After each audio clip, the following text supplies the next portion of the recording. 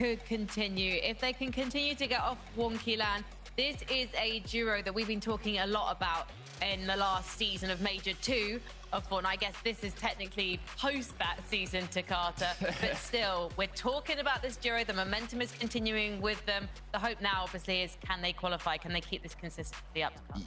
Yeah, a lot of big moments to close that out. In terms of Huddy Fishy, we talked about it in Major 2. We were very curious to see how they would perform without kind of being shadowed by Shark and Teeny in Wonky Land, and they didn't quite do too well, to be fully honest. I mean, they got like 32nd, I think, in the major finals. They ended up kind of being surprise conned by Cringe and Volko, and it just didn't quite go their way. So to see them perform this well, to see them play this well in the first match of the last chance qual the globals, I'm excited, Vinny.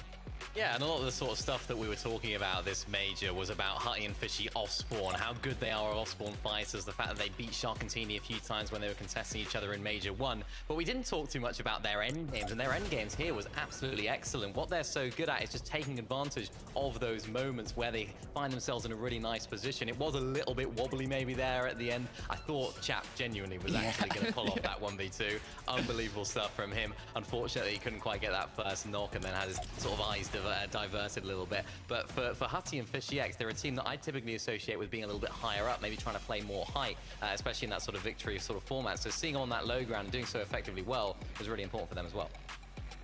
Definitely. I pointed at you then because I was going through my notes and going, normally that is where we'd expect to see them challenging for the high ground. But actually, they didn't go for it at all. I wonder if they're taking a leaf out of Sky and Scroll's book to Carter. Maybe. I mean, let's take a look at actually how they ended up getting into that final moment in the end game. It looks like they were playing low, and I mean, they were the only duo in those final moments. So we did get a little scared. I think it was 20 HP that Huddy was actually left with here. So if Chap connected one more shot after that jump, if he had a split second longer, it could have went the other way around. But Huddy Fishy did end up securing that win, so I'm very excited to see this game won. Well, it looked very free from them, didn't it, low ground? And I was sort of trying to think, it's like, right, why was low ground so freeform? Sky and Scroll, they went down in like 10th or so, wasn't it? So it's like a lot of that low ground sort of real estate was open for business. So for Hutty and Fishy X, they took that with aplomb, and hopefully now they can use that with a bit of momentum, because that's a big win for them in a 6-game format. So an individual game has even more weighting. Yeah, so what happened with Sky and Scroll, Mini? Because it looked like the zone pool was going in their favor in the end game. They're playing front side, the zone pools in their direction, and then suddenly they seem to get just stuck and unable to get out of the sticky situation. Yeah, uncharacteristic for these guys. Usually typically expect them to really make it far into these end games. We talk about their low ground ability so much, and it just felt like they did get a little bit suffocated. I'm not too sure exactly. We might take a look at some highlights, I'm sure, as well, just to see exactly what happened, or at least look back later on, because it's like, it was one of those situations where I don't think they ever got to the position they were ever trying to get to, and they were kind of just getting swallowed up, and it almost felt a little bit like maybe too many other teams were trying to do the same thing as them to have. Yeah, I mean, I'm curious now how the environment is going to be changed based on how Major 2 ended, right? We know after Major 1, I'm actually going to pause my thought really quick because I do want to look at this leaderboard. So Chap, Flixie are in first place despite not winning that match. And what's interesting here is out of the global qualified teams, I mean, there's some who have not yet made it up here, but Shark Teeny is one of the global qual teams that are in third place, Mini. So let's see a bit of how they did this game. Well, I thought they were going to win this game. As soon as they were doing that little sneak play up on high, it was Pablo and Chino, wasn't it, that were really holding down the fort, and it looked like they were looking pretty solid. And then there was just a sneaky little Shark in the back door trying to look for that entrance point for the high, and they did so quite well. It just seemed like, I think it was Swizzy and Pixie actually that ended up sort of causing them a lot of problems up there. But it just seemed like these guys are maybe reminiscent of their grands. They couldn't quite get started particularly well, and then on day 2 they really came back. Maybe we'll see a similar sort of performance on a much smaller scale here in this last chance qualifier, but in very similar fashion like we usually expect from them, getting so many elims as well. Yeah, I mean, if we're thinking back to Shark Teeny Major 2, they got second. Sky Scroll were the people that were holding them back from that first place. We have yet to see it. So I'm hoping maybe too we could see them at the top here. I mean, they're playing for the prize pool. They already have the global championship spot, but either way, they have been looking incredibly strong starting off with this amount of eliminations. It's no surprise for a duo like Shark and Teeny. This was weird as well, though. I thought Teeny would hit that shot. I just sort of say, because I was like, you know, you'd expect him to hit a big damage shot. That's the prime Teeny positioning right there, solo clutching right at the end. I thought they would have been able to squeeze out a second there, but pretty unfortunate, but they'll be back, I'm sure. Mini Miner, I can't believe you're grumbling about this duo. They're fourth on the leaderboard. You know they're just getting warmed up. We're going to see so much more from them. Hopefully, we're going to see more from Sky and Scott. Because Takata, we were talking about the fact that they got themselves in a tricky situation. We should be able to look back now at that game, and hopefully we can try and work out what happened. Yeah, what I was talking about with Sky and Scroll is, so in terms of Major 1 to Major 2, it was a lot of playing Storm, but that's because they played Boulevard, and Boulevard is on kind of more the edge of the map. But now that they're center zone, they don't have to get in Storm so early. So normally they can afford to take a bit more risks in playing ahead of the zone here in the moving zone, since Storm sickness doesn't affect them as much as a lot of the other players in the lobby. And when you're playing ahead of Dead Side and you're as confident as the duo as Sky and Scroll is, you should be able to find a lot of refreshes. So I'm curious to what went wrong, because you can see the amount of mats they had, the amount of loot, but it was just a poor rookie mistake, not closing the walls behind you. Not what we'd generally expect from Sky and Scroll, going down with loot, mats, weapons, everything. Maybe it was just kind of a warm-up game for them, Mini. Yeah, it just seemed like, I mean, what makes them so great is the fact that they can do everything that the other person can do individually. It's like they're two solos that can perform incredibly well. Right there, we sort of saw Sky leading the way. Of course, we've seen Scroll leading the way in terms of tarping. Sky went on to tarp. Scroll had to heal, but without actually blocking his back. And of course, because he trusted Sky so much, like, yeah, you go off and do that tarping, you go ahead, and I'll try and heal. Forgot to block his back, and of course got beamed in the back there. But it's only one game. They still find themselves in this lobby, I'm sure, and plenty of more end games for us to come as well. Well, if you think back to the end game, it feels like so many of the big duos were trying to challenge for the high ground. At some points, we're seeing Chino and Pablo up there. Obviously, we're seeing Chap and Flixie towards the end. And also, at one point, I'm pretty sure towards at the start of the end game, we saw Swizzy and Pixie going for it as well. It's good to see them in the lobby tonight. I feel like they're a bit of a slow burner for us this season, Mini Miner. So I really like to see them on fire straight out the gate. Well, everything that I've sort of learned about Swizzy and Pixie this year so far since Globals was that they just perform when it matters. They just always turn up on the big day. It's like, no matter whether it's, you know, day 2 of Grands after they dud day 1, it's like every single time you ask more questions of them, they have the answers. And here, in this last chance sort of lobby here, it's not necessarily that big of a pressure for them. You know, they've already got that qualification, but they're allowed to play with so much more freedom now here, Takata, as well. And I think this is where we're going to get to see the best of someone like Swizzy and Pixie, because they're teammates that just have so much experience, both at this level and even higher as well. So expecting big things from them as well. Yeah, they actually won the last game of the Major 2 finals, I think. It kind of got shadowed as we crowned our champions after that, but they always end on a bang, so we'll see if today they do something similar. Can we talk about Izzy and Osif as well? Another team that you'd expect to see on the high ground. They've had varying fortunes in the past couple of months, but we saw them on the low ground, and Izzy was ragging Takata. He was putting up numbers tonight.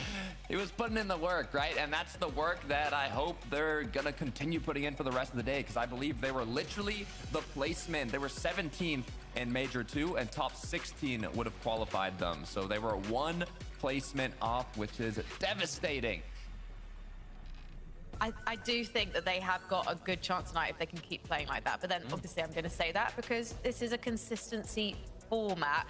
And Chap and Flixie, a duo that managed to qualify through Summit for the Global Championships. And since then, I've been so happy to see, Mini Miner, that the chemistry is building between these two. I just think they're going to be a duo to watch when we get to Belgium, and obviously tonight. Yeah, they are, and I think on paper these guys just have so much potential, so much ability in this duo. And of course, right here we got to see it in full force. Chap there was at 9 eliminations at the end of this game total, which was just incredible. And then of course 10 for the team. This is the sort of prime Chap that we'd expect. This is exactly the sort of style of gameplay that we can come to expect from Chap. And honestly, like I mentioned earlier, I really thought he could win this. I thought he played this actually really well. Hutty and Fishy, of course, went up. They were a little bit split. Unfortunate that he couldn't get a damage there onto Fishy, because then he would have known that he went down and then could have played things a little bit differently. I think could have played his mats a little bit better there to, of course, block off Hutty. So quite unfortunate that he didn't get one little tag there onto Fishy, or else things could have ended very differently. Well, this is, as Dakota put it earlier to us in the green room, a big lobby tonight. And now we've got one game under our belt. and all of our big names have got used to the names around them. These guys, they're experienced in set lobbies. We have 18 FNCS champions in the lobby tonight. I think game 2 could go potentially very differently, but already we're starting to see some of our potential qualified duos, or I should say the duos that are trying to qualify, breaking through with their performances. I think we should probably be keeping our eyes on Izzy, Nosif, definitely Hutty and Fishy, Mini Miner, but any other duos coming to mind? Well, I wanted to mention about Izzy and Nosif as well, because we sort of spoke about French Fortnite at the beginning of the day. Not so great right now. Maybe they're their last hope. Maybe they are. Let's head into game 2 and find out.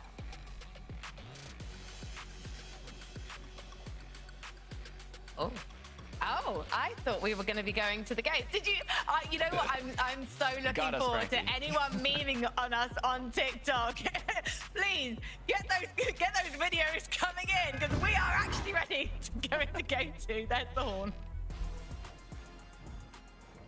Hey, as you know, sometimes we just got to get right back into it, okay? When the action is that good after game 111, I'm ready to see just how the rest of it is actually going to pan out. But the score has been settled a bit here in some places across the map. And for Sato and Momsy, they're looking to get a little bit more proactive, off to a decent start, but obviously still hunting for much more. Everybody's just trying to do what they can to try and create a little bit of separation and push themselves one step closer to getting inside of that qualification spot for the Global Championship. But obviously, Shaken Sanctuary comes with its own slew of problems. Just so many other teams kind of scattered around the area makes it very difficult to navigate, because you want to look for surge damage. At the same time, though, you don't want to overexpose yourself. And for Momsy and Sato, just sort of hovering the outskirts of it, hoping to maybe get some shots inwards while using some of that natural terrain coverage, but none being provided just yet. Yapko Seti, on the other hand, they know they're gonna have to kick things up a notch here. Surefour, Fincheck, a lot of good pressure. Surefour also having a little bit of that shield advantage. Yapko doing what he can, trying to get a little bit more material, but he's running out of builds, he's running out of HP too. Solid shot return, but Surefour still has at least 1 minute to work with here, as now Seti, alongside his duo, is hoping to try and see if he could maybe switch things up a bit here, but even with Surefour being a little bit injured, Seti and Yapko just could not hold it strong. And that's back-to-back off-spawn losses now for Seti and Yapko, 2 players in EU who we have seen so much of over the years, 2 players who we've become accustomed to seeing them compete at LANs. And as things currently stand, it would be the end of an era. Still 4 games for them to try get back into things, but unfortunately for them, they're just playing against 2 top players off spawn. Church and Fincheck are gonna be no slouches and won't make it any easier for them throughout today.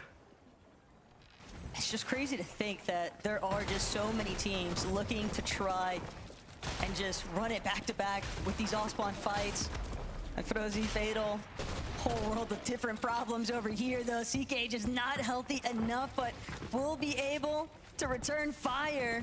He knows that this is the fight that gets separated, but he's shut down just in those final moments. Doesn't get a chance to even go for the Siphon play. So a good hold there for Frozy, but they've still got a bit of an uphill battle. You can already see just outside of where that action was taking place, Jake Kuka closing in. Twy and Cringe, also no foreigners when it comes to off-spawn battles, something they had to contend with a decent amount throughout Major 2 finals. And while we saw them have a good portion of success here, Brickboard and Leo just stuck underneath, so we'll see whether or not they actually choose to surface in a position that Cringe and Twy can take advantage of. Tuning into Rax and Yanis. We saw their struggles in that first game. This is a team, though, that I think we've seen a lot of positives from them throughout the season. And so, aggression here early on. Just want to get their surge dealt with. Make the rest of that mid-game a bit easier. Give themselves a bit more to be consistent. Truly and Savage was a similar story to what we've seen a lot from them this season, Taco, as far as tuning into one of them solo. In this case, it was Mr. Savage. I'm gonna need to find a different recipe for success here today. I think it makes it so much more tough, though, is just this disruptance factor out of Howley and Lucia's presence here at Shaken Sanctuary. Savage really knew that they were going to have to contend with Prodoxy and Medius, especially after how the Major 2 finals actually played out. But when you throw another party into the mix, it just makes the situation so much more volatile. So can't blame them for wanting to take a little bit more of a passive approach here if they can't find that initial 50-50, for example. But at the same time, they're going to have to get involved one way or another because, yeah, we just did not see them in a healthy enough spot. They did not have the surge that they needed either. And obviously, you know, playing mid and end game as a solo, especially in a format that's very dependent on consistency, it's just always going to be rather complicated. But for Odisai and Akira, hanging out over by Lifty Lodge and definitely scouting out the fact that there is a little bit of action taking place north of the map, and they might want to take a couple of shots in, see if they can play some disruptance here. Pradaj, no strangers to the storm. It's an awkward situation here, but one that they can come out of fruitfully if they're patient enough. Of course, damage already being done, so they might choose to just get out of it. Yeah, they realize the player's been eliminated. That's not going to be as free damage as maybe they would have hoped for. Akira and Podesai will still commit. Akira knows Alba's still there. Does he? He's running in. Don't give up anything too free now. Ooh. Don't fall for the bait now. No, he knows. He's very, oh, they see her. Oof. And that'll be a quick cleanup. Seems like the bulk of Alba's resources had kind of been expended in that initial fight, so just nothing really left over to try and contend with here. So great cleanup crew out of Akira and Podesai, start things off. Getting so much surge in this early on. It's just going to allow them to have much more free time, sort of dictate how they actually want to make their approach towards some of those later zones. Definitely expecting a lot of teams to still be spending some time inside of the storm, especially as we start to approach the partial zones territory. But for Khan and Reason, even though they didn't have to deal with Alba this time around, still Doom and Matisse gonna pose a bit of a threat here, and Reason as a solo, he's gonna have to see this one through all by his lonesome. But if there was ever a time for the pop-off, start to build some momentum, confirming this elimination could go a long way here. But Reason not gonna get the opportunity he was hoping for, will fall back into the tunnels. Might even opt to just take that teleporter out and look for reboot play later on.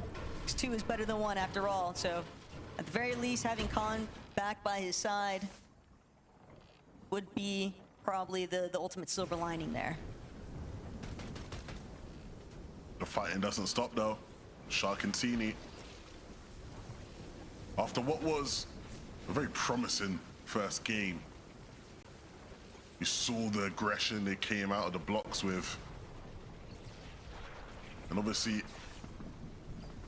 they won't be too upset with a 3rd place, but I'm sure at many points in that game, Taco, they felt like it was theirs to win.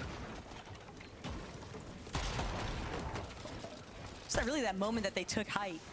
You could kind of see it in the way that they were moving. You know, they managed to overthrow everyone. They felt very confident in their ability to just close things out. And, well, spoilers are always going to present themselves when you least expect it. And for Sharktini, they've gotten what they needed for the most part out of Calamari Canyon. Vending machines maybe going to be sought after there from Comeback and Kaiser is probably a big part of the reason why they even opted to head that way in the first place. But for other teams, our game 1 winners, Fishy and Huddy. And you know, Levin, that performance, I think that's what everyone was kind of waiting to see happen in the Major 2 finals. Yeah, I think when you look at just the off-spawn situation, right, it was just so weird and so messy, and I know day 2 ended up being a bit better for them once they sort of figured things out. But that first game, yeah, that's everything. And I think the analysts sort of touched on something I think is really important. Minnie in particular, I think, mentioned just how when we're seeing these guys play well, we're used to seeing them up on height, right? It's them soaring through the skies That game was a low ground masterclass for them. If they can add more options to their game, that will increase their chances of qualifying for the Global Championships so much more. One thing's for sure, definitely feeling pretty good about the wonky split and not having to worry about that immediate off spawn. But for Rax and Yanis, a little bit of a bailout here. Rax just wants to reunite with Yanis. Don't need to overextend, but Rax taking that big chunk of damage there means it's going to have to get aggressive elsewhere. Shark, Teeny, they just continue trying to barrel through. Reason did bring back Khan, but it's a fruitless effort running smack dab into where Shark and Teeny are at. Just an unfortunate circumstance across the board there for Khan and Reason, but for Shark and Teeny, they'll be elated to have that extra bit of damage and the elimination points to go with it. EU is so circular. If you go back 5 years ago, it would have been the other way around. You would have had a Reason running down a team like that, making them look frail and weak. It just goes to show just how much talent we have bursting through this region. Nosif and Izzy after that first game will be very happy. Of course, these two currently are playing from Austria. They're in Vienna right now, so they're not playing from their typical French setups. But that clearly is not affecting them too much here after that first game. No, and done a great job too at just trying to implement this little bit of a surge base, keeping good tabs, but got to make sure that they're fully aware of some of their French counterparts that could be lurking and where they're at. Monzi Sato trying to stick to the low ground, trying to really hug this little bit of a cliff face to provide some coverage, but they recognize Nosif went out from their perch. Izzy now gonna divert his attention from more inwards, pulling back south to give a little bit of cover fire towards his duo, and Momzi going to recognize Juice isn't really worth the squeeze. They're not gonna have much success of continuing that path on their rotate, so every second really counts in these types of circumstances. Really curious to see how that's going to impact Mumsy and Sato later on, because that backtrack could end up putting them in a much worse position later on down the line here. As Zengi and Gabix, another team, very similar thought. Just surge basing inside of the storm, trying to gauge whether or not they can get a little bit of additional damage. 228 is solid, but you always want somewhere around that 300 to 400 threshold, really, before you can feel solid, Levin.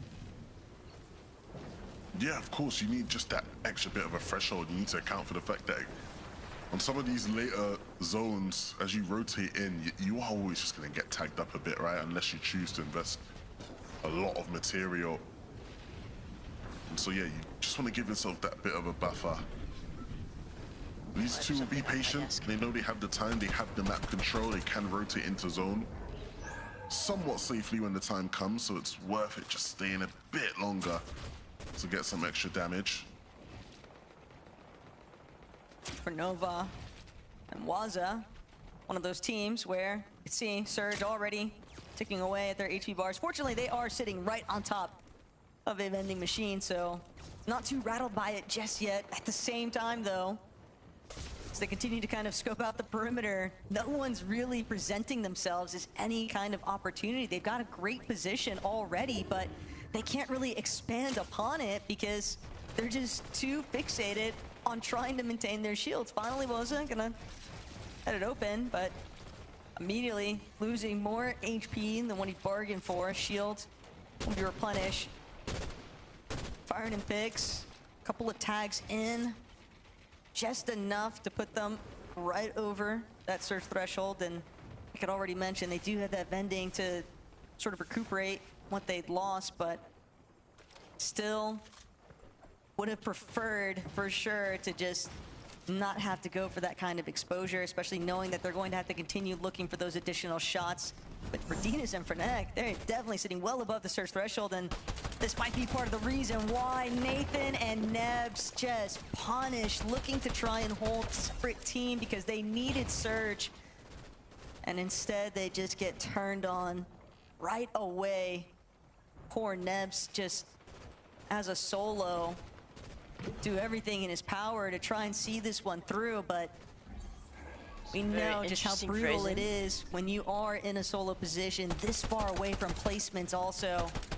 It's just going to be quite a lot of willpower involved here. See how far you can really take it. Savage truly 93 above, trying to go for a bit of a wraparound here, but recognizing that they need to start utilizing some of these wides. Truly a little bit lower than what he intended to be on this initial approach, and Sky Scroll, not the team you want to see if you are a Savage and Truly fan currently, trying to create a little bit more spacing away from where they're at. Savage will invest some of their hard materials, but they are looking solid on their build count. The problem is, look how much they've invested, right? When it comes to materials, shields, whites. They're still not even in zone. Like, they still have to get to the safe zone, so not a great spot if you're a Mr. Savage fan. Sky and Scroll, though, I think are going to show us sort of how to do it, right? As far as how to make this rotation work. We saw them do this quite a bit in Grand. They're just going to tank here in the Storm a bit more, wrap around just a bit more, and when the time comes just to cut back in to the safe zone, they will, and didn't use as many mats, won't use as many shields, and just a medkit popped each will be enough to put them in a really good spot moving forward in this game.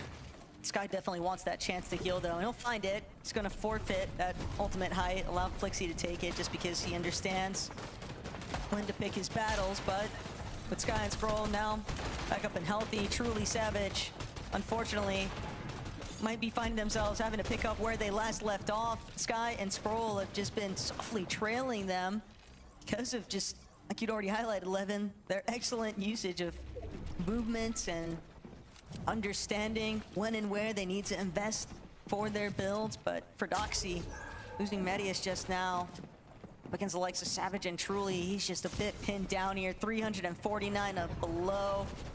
Not gonna allow anyone to take over his builds. Quite a lot of material there. Don't know if anybody will realize it and be able to actually pick it up though from where he actually ran out, but Twy, Cringe, just holding strong, much more separated. Chep and Flixie again, still with the highest point of view. A little bit of punish there against Pablo and Chino, and it's gonna force Chino to start make his way out. Will be forced to sit back, and this is the big reason why though. Pablo needed that damage, but Chap immediately closing in before making their next move. There's a good frontside approach now out of Chap and Flixie, who already have 6 eliminations, by the way, just in case you were wondering. These guys have definitely been getting active here. 172 above though on the surge threshold, and they recognize Deemish Darm trying to take over the high ground position because they wanted to make that next move towards that front side. But Chap, Flixie looking back steadily, trying to see if they're gonna get any additional damage here. But they know they don't want to spend too much time behind where the rest of the pack is moving. Sky Scroll though, this is it's a almost sick like ass zone. calm before the storm. You can tell that they are This is really a sick ass waiting zone. for That the was a first sick team to ass take over shot. that frontside low position as Izzy and Nosif resuming where we last left off. Obviously having to get a little bit more involved with where the rest of these teams are at, but still a bit isolated in comparison to some of this lobby congestion. Izzy looking down now, doesn't get the opportunity though to try and take out Finchick. Dixie and Swizzy also rather isolated too, but This is such Savage a cool truly, zone. I wish I was clock's playing. ticking. They need more damage, only 20 above currently, and so many teams just hopping straight into the rift, trying to see just how long they can delay. But with everyone kind of just hovering overhead, height is going to be a mess in a moment. That's so funny. This is not a game I was expecting to see. It looks almost a bit like some of the reload games we've watched this year, Taco. Sure, that's Half exactly the right. lobby in the skies. And like you rightfully said, it means the initial drop down is so chaotic where everybody Oh my god, that chooses was to a god land. zone. Becomes so awkward if you are one of those Not teams really on for the how you players, gotta just for the make map. sure you've been hitting the practice correctly. And look who comes out on top of it. It's Malibuka and Vico, our Summit champions, who you have to say had quite a disappointing Major 2 final. And maybe this is their chance to remind everybody of who they are. One thing's for sure, ever since Major 2 Finals concluded, Vico has been on the grind. And you have to remember, they are another one of those duos out there in Austria currently. So it'll be interesting to see just how far they actually plan on taking this from the high ground. But Teeny, no Shark, means that he'll be left to do it all by himself. He's got a tarp, he's got a frag, and he's got to create some space. But he does find a little bit of wiggle room here, trying to get some tags in onto Swizzy, but Swizzy just doing an excellent job holding his walls. He's also still got his duo Pixie to work with. Kaiser's immediately collected teams that are starting to trickle in a little bit after the fact, being punished by the duo on height, because Vico and Malabuka are not letting anyone cross over without having to take in some additional damage here. But Mr. Savage, 0 builds remaining, trying to collect whatever he can find, whether it's a tree that he has to jump at the final seconds here. Savage, come Fortunately for Savage, the zone pulling away, where he can look back, trying to get whatever damage he can. He needs somebody to go down to one of these shotgun bumps, but it's just not unfolding in his favor. Huddy and Fishy, though, Savage, you would think that they've happen. taken the Sky and Scroll Masterclass, because these guys doing what they can to hold it down. Huddy's not going to be able to stay strong, though. Fishy immediately trying to see if he can counteract it, but ultimately he'll have to leave his duo behind here, because Twy has played spoiler. Fishy still trying to close in. Fishy does get the better end of that exchange. The Siphon will take over. Savage still hoping to have a very similar fate here. The backside of zone, though, things are going to be so complicated. Doesn't get the chance to actually try and close in on Akira. Knows that there's a player on his wall, but he can't actually break through. And by the time he gets it, he's brought down for it. As now only Vico and Malabuka, seemingly one of the only healthy duos in this lobby, while Fishy just continues trying to see how many more placement points he can rack up. Fishy. Yes, at least He's he has a done well up to close this line. point. I don't fucking know. But a He tough needs to get task way ahead. more This zone is aggressive so at the start awkward of with the the game. mountain in the way. He's gonna get stuck below. We're seeing that same fate for others. Firing Falls, Gabix will quickly follow. Zangi won't be there to trade him out, but he will do his best to just heal off, stay alive. Venus will do the same. Cammy falls at the hands of Vico. And it's up to Vico and Malabuka now to try and close this game out. They spot the solos out. Frantic and Dinas, one of the few duos left remaining. And so their eyes will now be focused on them. Frantic and Dinas know that they are getting collapsed on right now, but they've managed to deal with the solo. Nice little refresh on materials here. Malabuka has gone down, and Frantic and Dinas, just like that, managed to turn the tides in their favor. That last elimination on Zangi as a solo was a big difference maker for how their endgame actually concluded. I mean, that is not the scenario I was expecting out of that one. Dinas and Frantic desperately needed a big game, and they desperately get it, Frankie. They did. It's so great to see another victory royale won by an unqualified duo mini-miner. Yeah, this is exciting to see. I mean, you know, this is what this format is all about. Those individual moments, those individual games can really make all the difference. And for these guys, they actually did play in the Major 2 finals. We didn't really get to see too much from them, really. It wasn't a sort of star-studded performance, despite sort of starting the season really well. So it's nice that they've sort of reignited some of that, Takata, and sort of found a win here. Yeah, they were in the 40th range in terms of Major 2 where they ended. So starting off game 2 with a VR, it's what you love to see. As Franco was mentioning, we've got 16 duos here that are already qualified for the Global Championship. And from the first 2 games, not a single of them won. It was all duos that have not yet qualified. So it's looking bright for a lot of these teams. Yeah, if you would to do the maths, which I can't because I'm not very good at maths, it goes without saying. Actually, if all of those 16 duos that are already qualified were to be in the top 16, you just need top 19, which isn't bad at all. And for Dinas and Frenek, they are well on their way.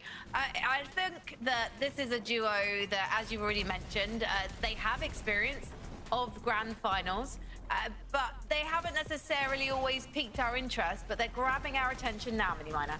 Yeah, they are, and it's a really important game for them actually, because I think they have a lot of sort of off-spawn contest station situations that are in sort of their position on the map. So making the most of the games that you are making off-spawn and the games that are sort of favorable for you in terms of zones and things like that is going to be super duper important today for some of the teams that do have a little bit more action at the beginning of the game. I did think that Vico and Malibuca are actually going to take this game just because of their sort of experience and their positioning in this game. They're sort of playing height, but you know, Dinas and Franite, they played those low ground layers really well, and it seems like that's what's sort of paying dividends for a lot of our teams here today, is playing those sort of low ground layers, letting the whole lobby conclude and sort of close out the final few eliminations.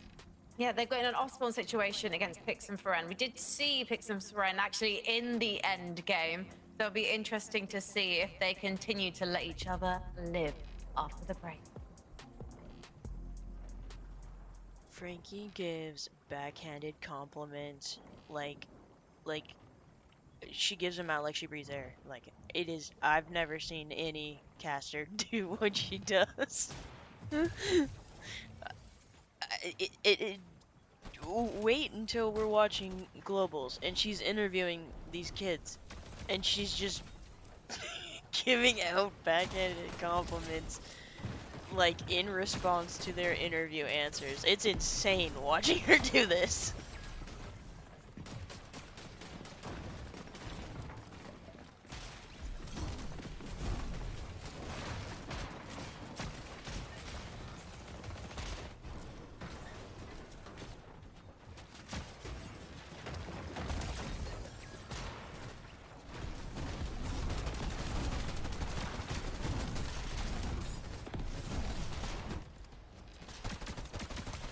And for whatever reason, the only person she doesn't do it to is Vanya.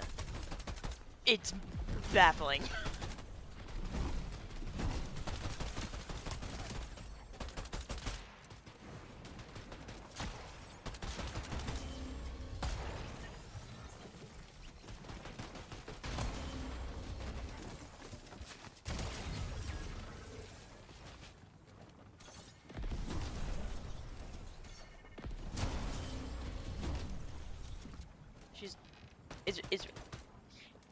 It is actually remarkable how she is with Vanya, because she's the exact opposite.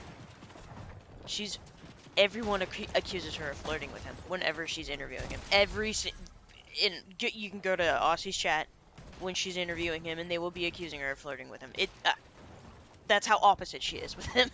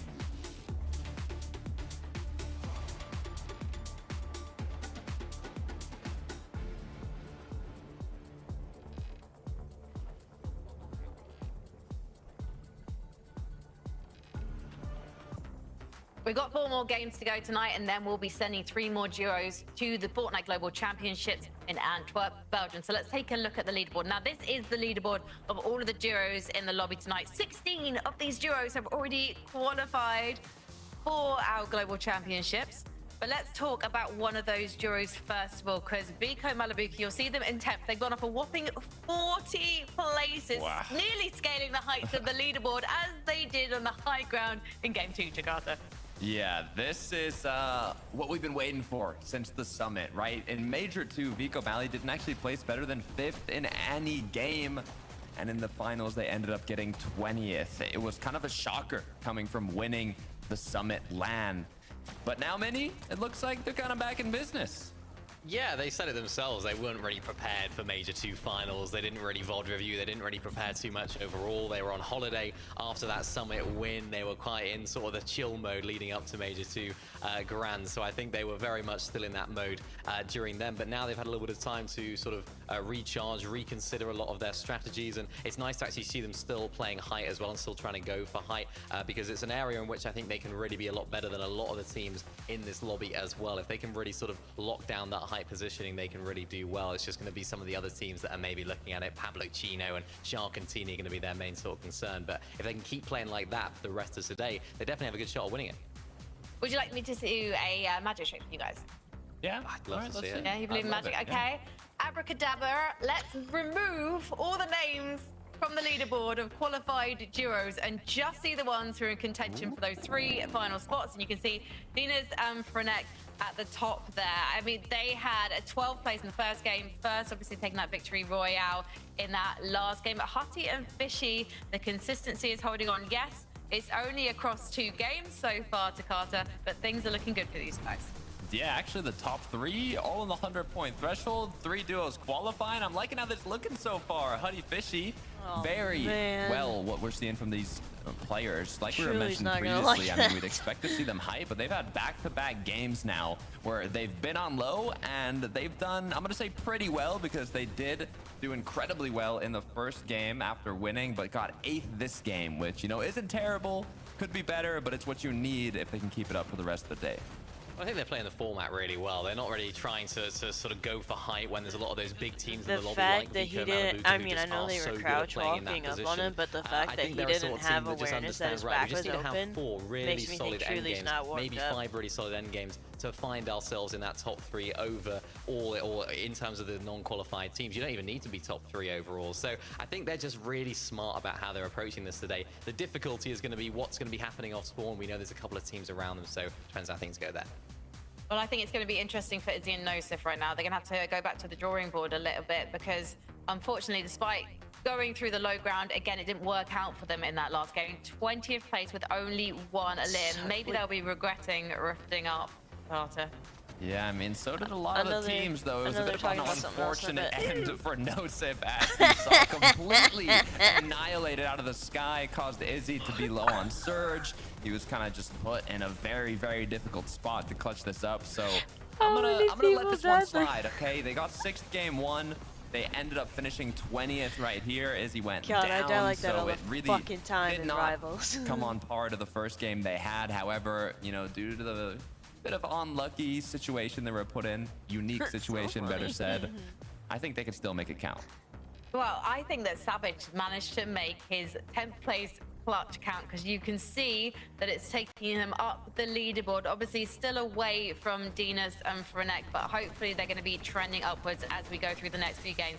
Oh yeah, what a great it's clip! Be interesting to see actually how they approach today and how they sort of continue to move through these games, because a big problem that they sort of had throughout this season was just relying too much on solo clutch. You see Truly here going down. Savage needed to do it yet again, and it's like they can't keep relying on solo clutches to make things work. Thinking beyond this, even if they do qualify through, when it comes to the global championships, you cannot just rely on solo clutches, I suppose, unless your name is Sky and Scroll and Tell so him, Mini Miner. That's the difficulty for them Tell right now. him. Can they keep making these end games as a duo? If they can, that's going to be the way they can propel themselves into that top 3. But it's difficult because they've got to solve problems that have sort of haunted them throughout the entire season in the next 4 games. So it's not going to be easy. Yeah, they are on an uptrend, though. Their main issue in the grand finals was Storm Surge. They couldn't even really make end games. Right before end games, they were just already getting kicked way too much by Storm Surge. They used all the heroes, they used all their mats, they were forced into a fight. They just could not get to the end game. They started with a 19th place. They've gotten a 10th place now. They're making it to these end games. They haven't got a big pop-off game yet, but at least they're making it. So it's looking better in the grand finals, and hopefully we'll see that trend continue upwards.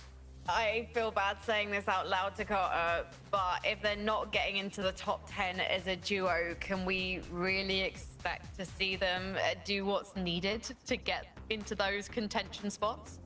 I think we can. I honestly think we can. I think 10th is actually pretty good. I think that's a good Gray sign area for game backhanded. 2. And if they can break in the next games, then this should be more than enough. I swear to God. I still kind of worry about that though, Mini Miner, because actually I feel like that strategy is going to rely on the teams that are above them having poor games. She's just trying to make a conversation. Yeah, it does, and I I understand that.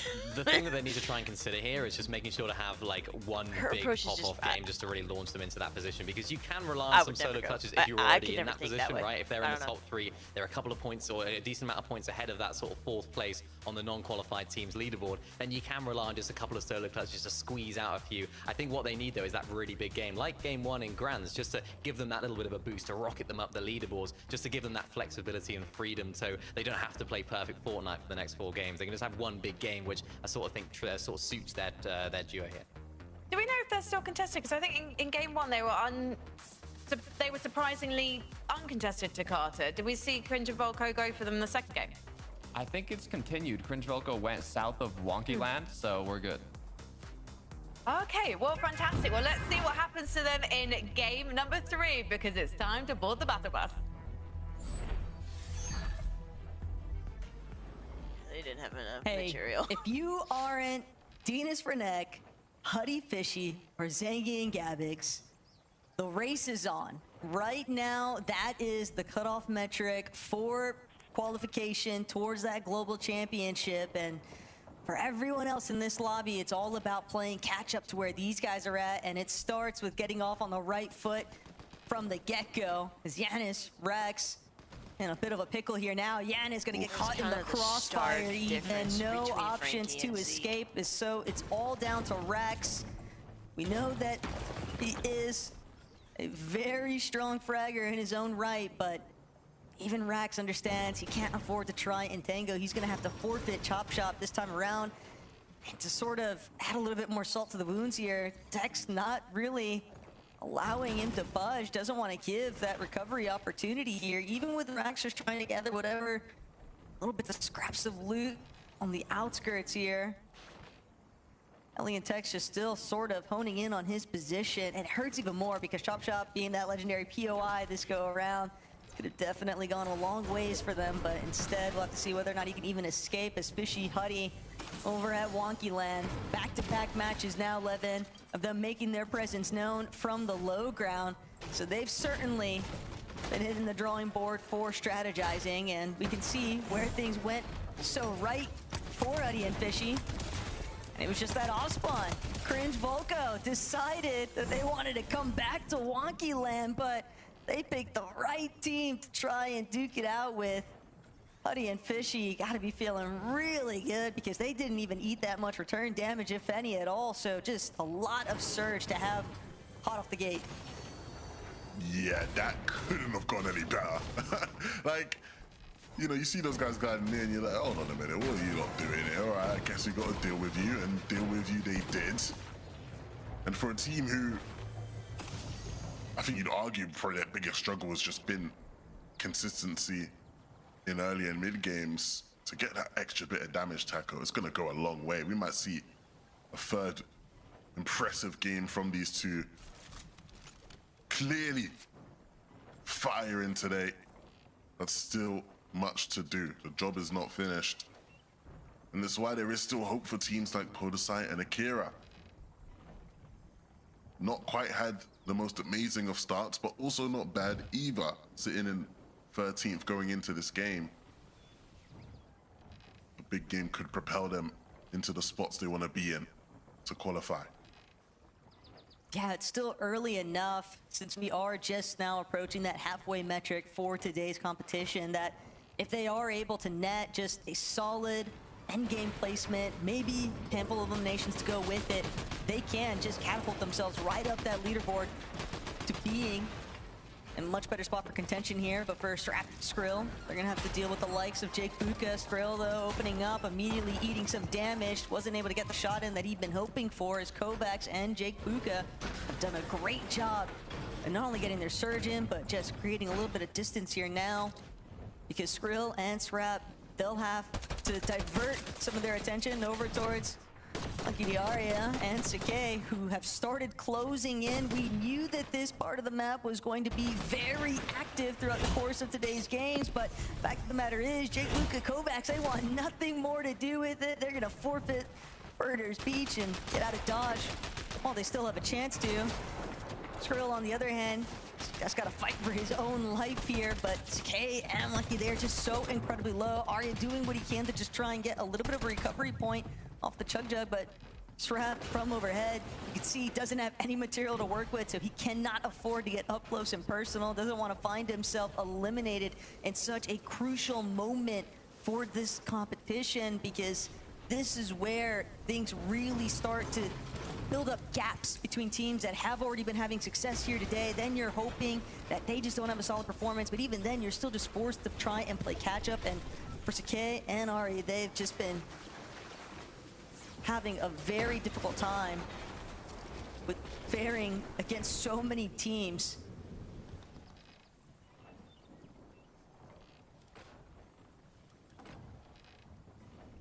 What a start it's been for this duo, Flixie, Chat.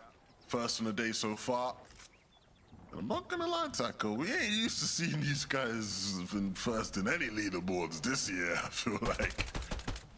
But hey, if there was a time to show and they are still a top duo, would be now, right? Obviously, team that is qualified already, but one that is yet to show us, I think, their best this year.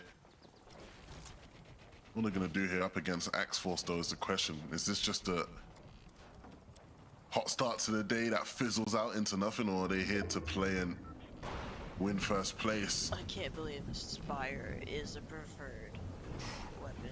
They're gonna need to continue that consistency if they want to bring home that 40K prize pool. Still, other duos just a little bit of a different predicament here. Prism and Casper. Oh, but the burst certainly is worse. a team that has just had really rough time at trying to get their bearings here. But for Ghost and Lemon, holding strong, even though Ghost looking rather injured, so might be difficult for him to actually make it out. But for Vico and Malabuka, immediately capitalizing on elimination onto Nova. Just a matter of time before they try and pick up Waza along the way here, but additional tags coming in from teams a little bit further out. But Vico and Malia, they are just super fixated on Waza. They want this elimination. Waza just barely managing to escape the clutches of Vico and Malabuka. But where he's headed might not be any better here, as now Blaha could potentially try and play a little bit of a spoiler on that escape route. He will. Sure enough, Waza did not get the opportunity to bounce back here. It's just how the cookie crumbles sometimes when you are left in that sort of position, sandwiched between other teams. And Vico Malabuka, hey, we saw the sparks of life from them in the last lobby, and now it's just all about them continuing to build up on their form. It's good to know they're alive. I mean, yes. you wouldn't have been able to tell after watching the last Grands, to be honest, but the talent is still there. And I think one thing we've always given this duo credit for is their great chemistry. Both these players, again, similar to some of the other players in the lobby today, playing from Austria, boot camping together, I believe, so Venus and Frenic, what a last game that was for them. To get the win in the fashion they did, it was always an awkward one, right? With the way the zone pulled up the hill. Looked like one of them was just gonna get stuck. We saw that with so many of the other teams, but they got back together and did enough to win the game. Not only that, but like the desk had also mentioned, it's just so much more difficult too. When you are in those off-spawn contention periods, you've really got to make every single lobby count. And well, sure, in FinCheck, they might have a bit of a tough time here. It all depends. Don't really have a whole lot of material to work with. They will be able to create some space.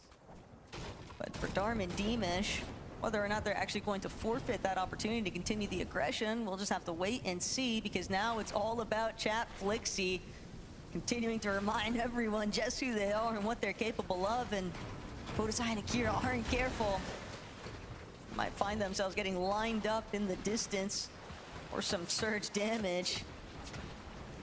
Already alerted. Wasn't Chat Flixie though.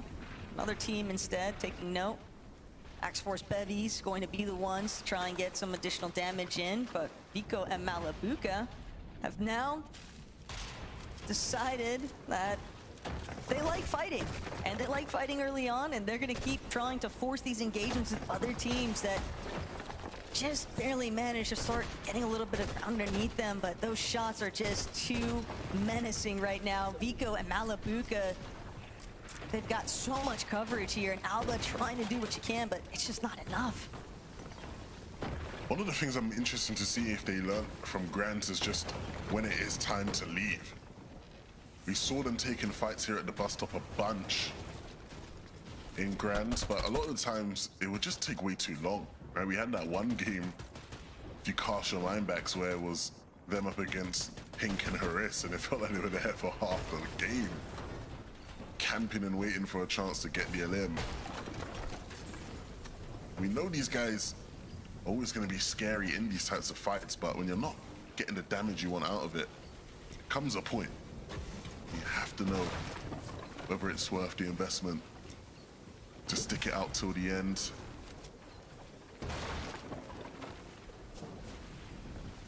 The way that they're Seems like lurking they might have about, yeah, I really think that they contemplated it, they thought maybe, but they realized it's just nothing really to get after the fact. And it does look like Vico, having taken a little bit of damage there, means that they are going to have to maybe try and rebuild some of that surge, but they have still done a pretty solid job here to open the door, at least for creating those opportunities later on down the line. More teams, though, just continuing to sort of take their time. Izzy and Nosif, though, maybe hoping that more teams would be headed their way. Velo, on the other hand, wishes that he could get away from Gavix. Thought they were going to have the advantage, considering that Zengi's already down, but that is a big recovery point for Gavix to buy himself a little bit more time, spend inside of the storm, and actually try to see things through here. But just like that, Zynox eager to shut that one down. Yeah, he got his leg back. And he'll have an opportunity here to get Velo back in the game.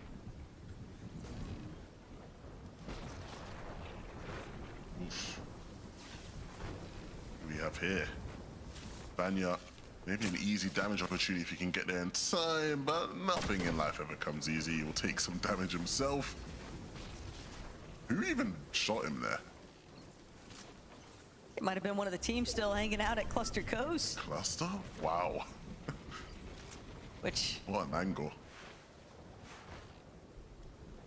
bit awkward though now for Nefrizia and Vanya though, because I'm sure that that's likely even alerted Podesai and Akira that Vanya and Nefrizi are directly behind them if they weren't aware of it already. But Akira and Podesai, the way that they're boxed up, it seems like they were. Well, honestly, I think what matters for them is just whether or not they're above or below on Surge, really, because the position is not a bad one whatsoever. But of course, if they're down on Surge, then I'd say it's not the best of spots to be in. So that's a real important factor for those two. Matisse and Doom barely above. But some opportunities for damage here, Taco. I think if you are patient here in the spot, just on top of this hill here, I think they'll be able to get a couple tags out of it. Flixie Chap, though, not looking for tags. They've gotten their damage out of this one. And now it's just about moving right back into the zone. Let's take a look at how Flixie racked up some of these limbs. Pickaxing his way through straight into the box. I've never seen a more flixy elimination, jumps right in with 2 players waiting, still comes out on top. That confidence, though, you can tell that Chap and Flixie are really feeling themselves right now, and I can't blame him when he's able to secure shots like that.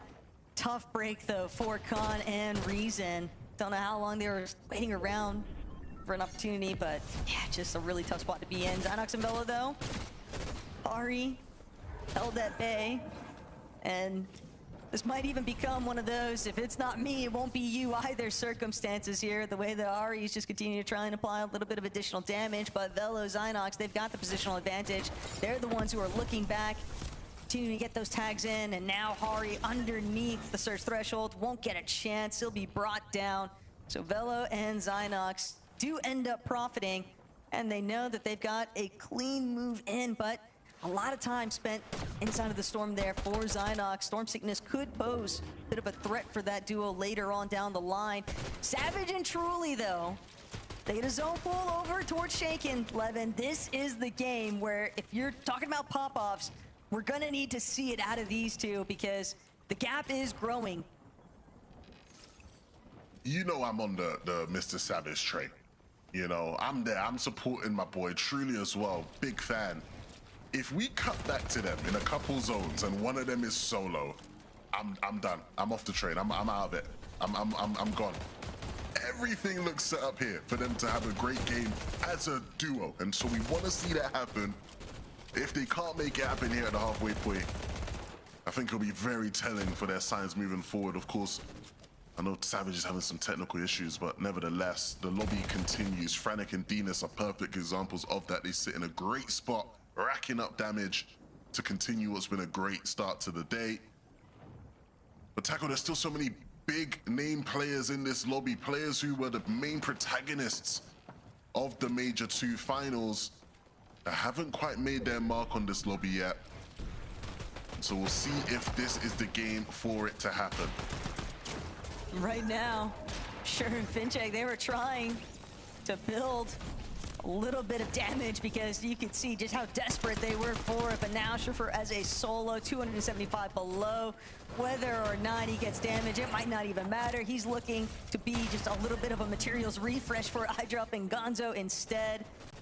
They won't have any complaints about how that one shook up for them, but for Noah Riley and for Strokey, other teams, each of these corners of Shank Sanctuary, you've got duos already in some pretty crucial positions here as Nosif Izzy. Plenty of damage, just gonna continue hovering towards this front side position, but guess who's already there? Beat him to the punch, Sky and Scroll.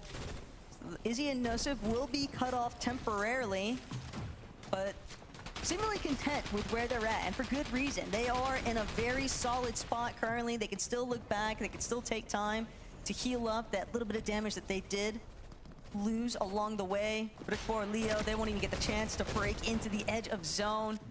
So many teams just immediately shutting that one down as Fishy and Huddy, that off-spawn fight going so heavily in their favor.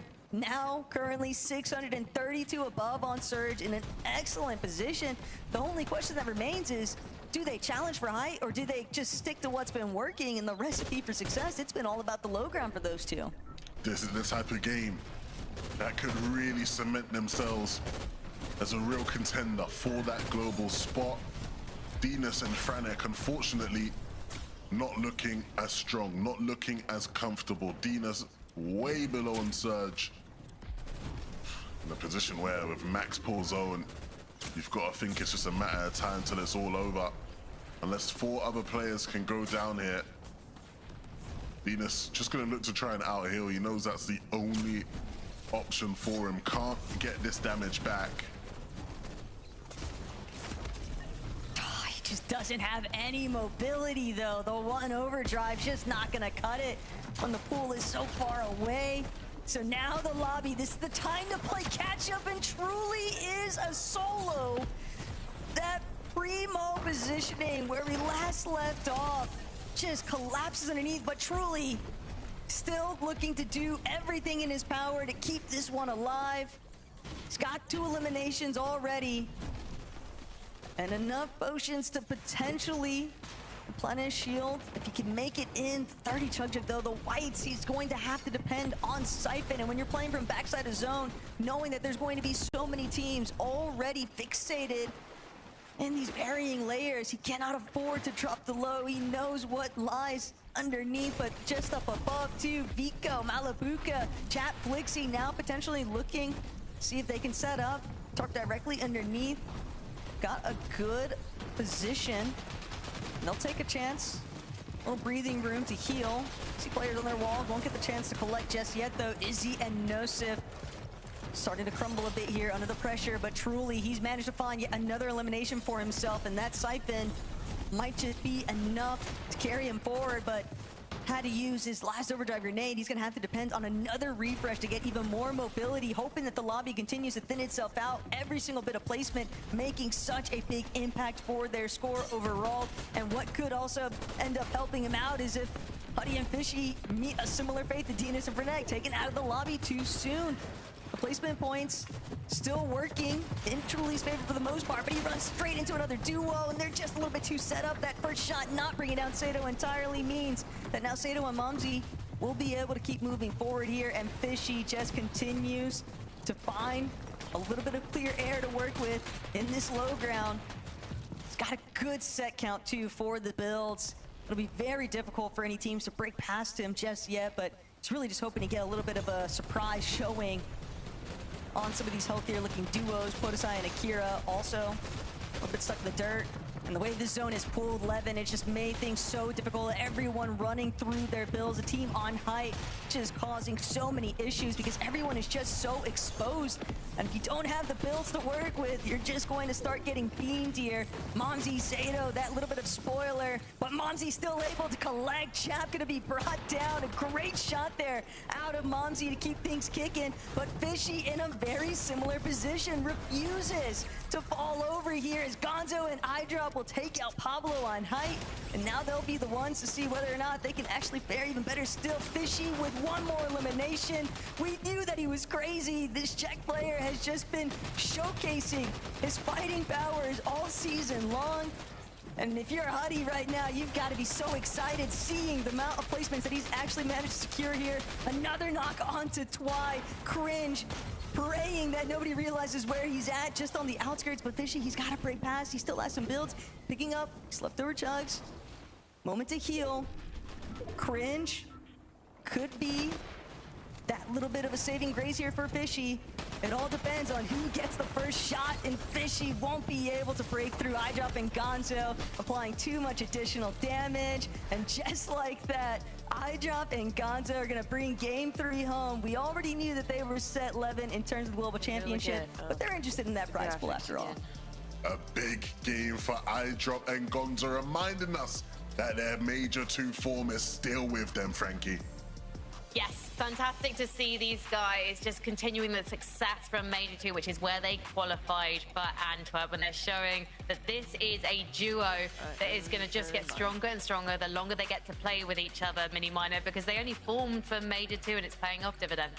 Yeah, really excited to see how these guys now sort of keep going on throughout today, and of course the Global Championships. So I think a lot of people, myself included, were sort of surprised just at how well they did in those Major 2 finals. I didn't expect big things from them, of course, when iDrop played with Marius at the Summit, didn't go so great there. It was like, is this not necessarily the duo sort of concoction, if you like, that you'd maybe expect to have fireworks? But so far this season has been incredible for them. And of course, now leading up to Globals to Carter, if they can continue that momentum going through, that'll be really good for them. Yeah, it took a second for them to spark today, though, to be fair. I mean, they got 18th, 17th, and now they've finally gotten a spark, and it was a big one. I mean, they ignited completely. I think it was, how many eliminations they even get? They have total 20 now, so it's looking unreal. 179 points, jumped up that leaderboard. You can tell that the players now who have yet to qualify are going to be very happy about that one. But they basically controlled height from when Vico Malabuka lost it for the rest of the match. Yeah, they did. And of course, remember, they started the Major 2 finals really well. I think day one was just an incredible day for them. I think they were sort of top 3 after that first day, and then things just sort of tapered off throughout the rest of the weekend. That day 2 performance was not so great for them. So on this sort of more smaller scale, can they now sort of fix a lot of those mistakes maybe they had in day 2 of grand finals to now have a strong finish here today? There's a couple of things I love about this duo. The first thing being, when we do see them get to the end game, Gonzo is just tearing through the lobby and getting those all-important extra elimination points.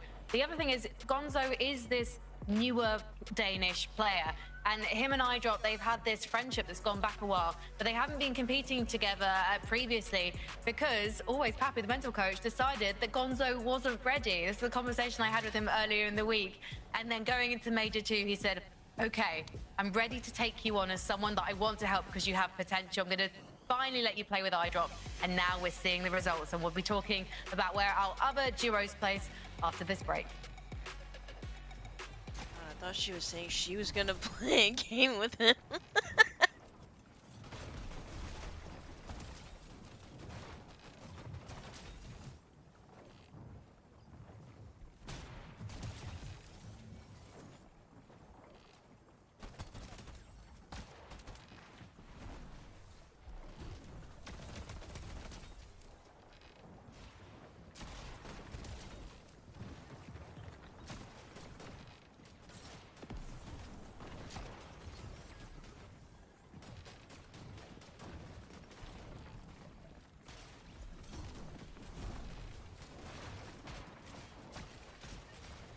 Watching on a big screen, on a smaller screen, on a smaller screen.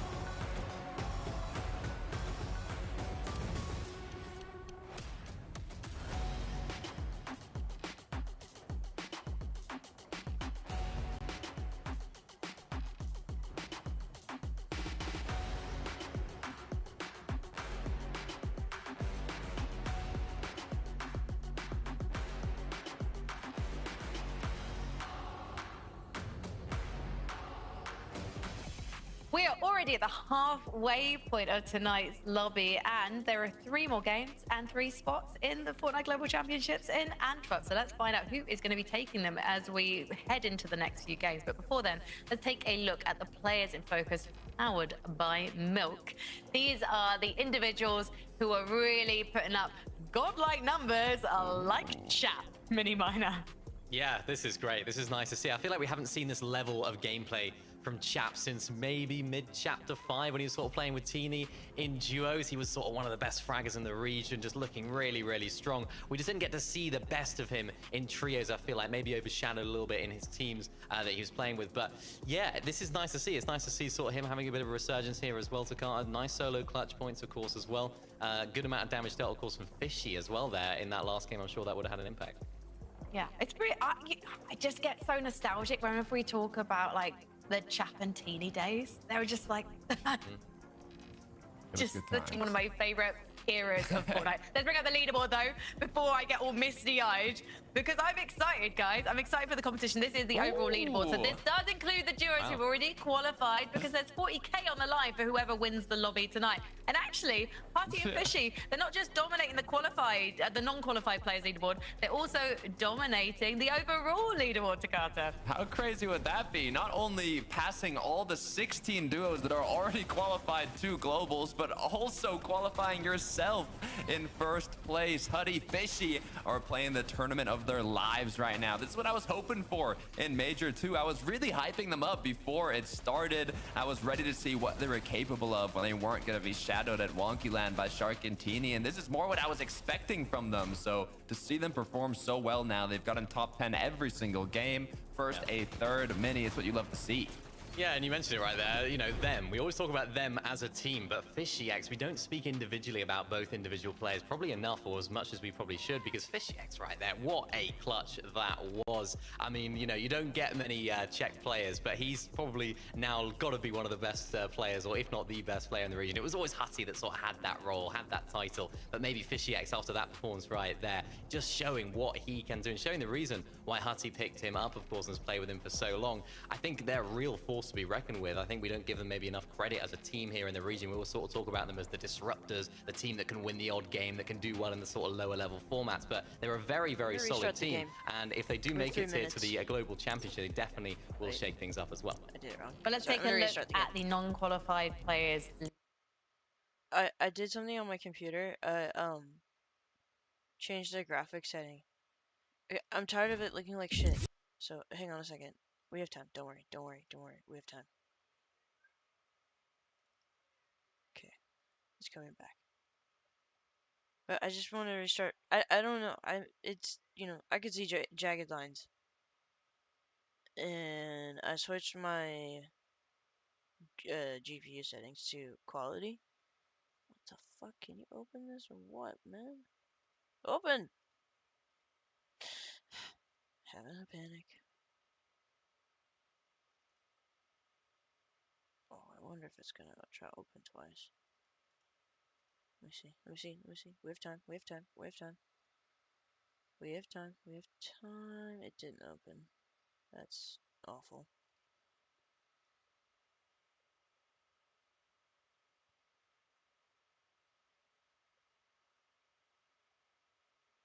There we go. I think I think I just tried to open it too soon before it like officially like closed all the background processes. So I got confused. Well, it just didn't do anything. Oh god. I find the kneecaps disturbing. I don't like them. I don't like them at all. I don't like his elbows either. Just not a fan. I don't know what to tell you. I'm just not a fan. Just not a fan.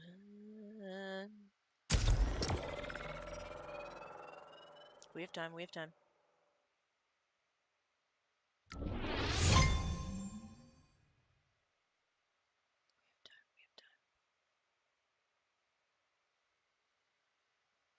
Should be right on time, not gonna lie. Quick PD. Yeah, I mean, Minnie was mentioning the pre-show. Last time we saw a very solid performance from a French team in Grand Finals. It was 2024, so it's been a while. But now, you know, we've got another French duo we're talking about right here in potential qualifying range almost to the global championship. They're not there yet, but they're getting closer and closer. The issue is, as you mentioned, Frankie, their past two matches have not met the expectations from their first game. I'm pretty sure it's their servers. Yeah, sort of looking at the leaderboard as well, looking there at 7th place, the fan favorite, Mr. Savage and Truly. Again, I was just disappointed when I was watching this game. I was like, again, they find themselves in a solo clutch situation. Mr. Savage going down early on. It doesn't seem like it's one or the other. It just seems like it could be either of them that are solo clutching at any given moment. This instance was Truly, and I must say, he did incredibly well here, Takata, finding so many of these eliminations, squeezing out as many of those placement points as possible. But this has been their problem. They just haven't been able to make it far in the games as a duo, and they're relying on the solo excellence of both of these players. It just seems like the heights of this team when they are together are great. We saw them winning Grand Finals, but the lows are just not quite good enough right now. They need to find a little bit of a balance in their gameplay to make it consistent. Is this just a case of truly being slightly less experienced and just needing to trust Savage more? It's hard to know without the communications available to us, but I guess maybe we should be watching the stream, so if someone wants to go and watch during the next game, I guess, Takata, maybe we can find out the answer. Well, hopefully they'll be live. There was some difficulties, I'll say, Savage was going through with some of the matches. So we'll hope for these next matches they're 100% ready to go, locked in. But it's better than going down to Surge before the end game. At least they're making it, even if it's solo clutches that they're having to do. And I also think when it comes to playing with someone who has a legacy but also has a big following like Savage, it's kind of like the clicks dilemma over in the US, which I don't have time to talk about because we're ready to get into game number 4. I believe Takata wears in-ear monitors. Oh my god, that would drive me nuts. We are past the halfway mark. Game number 4 is here. And once more, we answer the question, who will be the final group of teams to qualify to the Global Championships and represent EU? But who will win off spawn is the immediate question. Holy and shit. we see a trade here for Yanis Rax. But will they be able to close things out? Tex scurrying away. The SMG5 from Yanis. Just forcing both players here to potentially look for the res. I mean, Rax will be picked up. I don't know if Tex is going to be able to return a favor. He will begin now. An awkward start here for both teams. 1 for 1, just never the clean exchange. A bit messier than what either side would have hoped for. Nova and Waza, though, they're going to be another duo kind of tossing their name into the hat for some of the action taking place over by Wonky Land. And with the day that Huddy and Fishy have had already, Levin, playing spoiler for those two, don't think that's exactly the game plan here for Nova and Woza, but at the same time, that might actually be the case here because Huddy has been brought down. That surprise contestation just not going their way. Start things off hot here. Also, maybe opens up a little bit of opportunity for Nfrizzy and Vanya to sort of get involved here, but Yanis, Rax still find themselves in a very tough situation. Combat Kaiser's closing in the chop shop. These are the types of fights that just are so awkward. You think you're having off-spawn problems and then another team rocks up and adds their name to the party. And Combat King Kaisers will be feeling it this game. And so for Yanis and Rax, it might be the best option not to entertain the fight that these two are looking for. Oh, no, they're just gonna force it. You might just be forced to take the fight. Rax almost cracked. Will recover, and okay, Kaiser's and Comeback won't fully jump in, but for a moment there, Taka, I thought it was about to get scrappy. Combat Kaiser's, man, right there with you. Definitely alluding to wanting to be very aggressive there, but they've already gotten 4 eliminations just to kick things off here in game 4. It's a pretty solid start. The elimination feed, though, continues to showcase just who's been struggling and who's been taken out as Huddy and Fishy fully eliminated. And had that not gone down, Levin, we might have been looking at a situation where it's teams playing for essentially top 2, because Huddy and Fishy, they had started to build up a pretty solid lead away from everyone else for the consistency metrics. But Chino and Pablo, certainly one of the teams that all of these duos who don't have that qualification spot just yet for the Global Championship, they're gonna want to see a lot of success coming out of those qualified teams, because that just makes it one step easier, a little bit of roll down positioning, and all the more opportunity to potentially get one of those 3 spots. No, absolutely. The more those guys rise, the potentially better it could be for someone else. It just depends though, right? Because if they go on a tear, they might just run into some of our players who have been having a bit of a better day.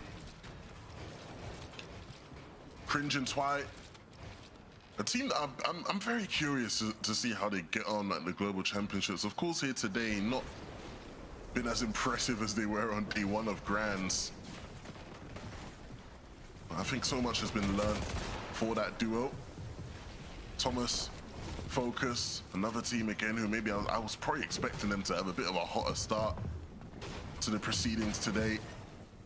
And they're up against a very hungry Ghost and Lemon, but unfortunately Ghost goes down, and so Lemon in a 1v2. What are we reckoning? You think he's got this 1v2? If he can get one of anything in this kind of position up against the likes of Thomas and Focus, that might be a big enough accomplishment here for the mental at least. But Lemon, for what it's worth, You know, giving him the one.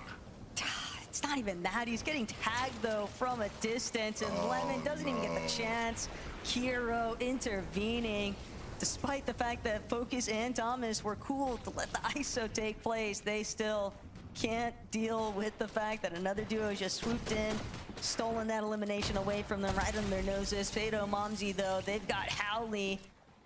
Might have even taken out Lucia already, given that Sato has 2 eliminations, but this is usually the turning point of a 6-game format. Game number 4, teams have already sort of been hit with a dose of reality after that halfway segment in game 3, so now it's now or never, essentially. They are just going to be sending Hail Marys every which way to try and put themselves into a fighting position for one of those 3 qualification spots, but that just makes the game so much more unpredictable because teams are just recklessly throwing themselves into any sort of fight if they feel like it's going to net them even the slightest bit of an advantage here.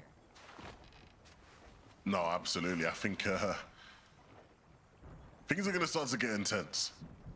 So much on the line, so many players fighting for these spots.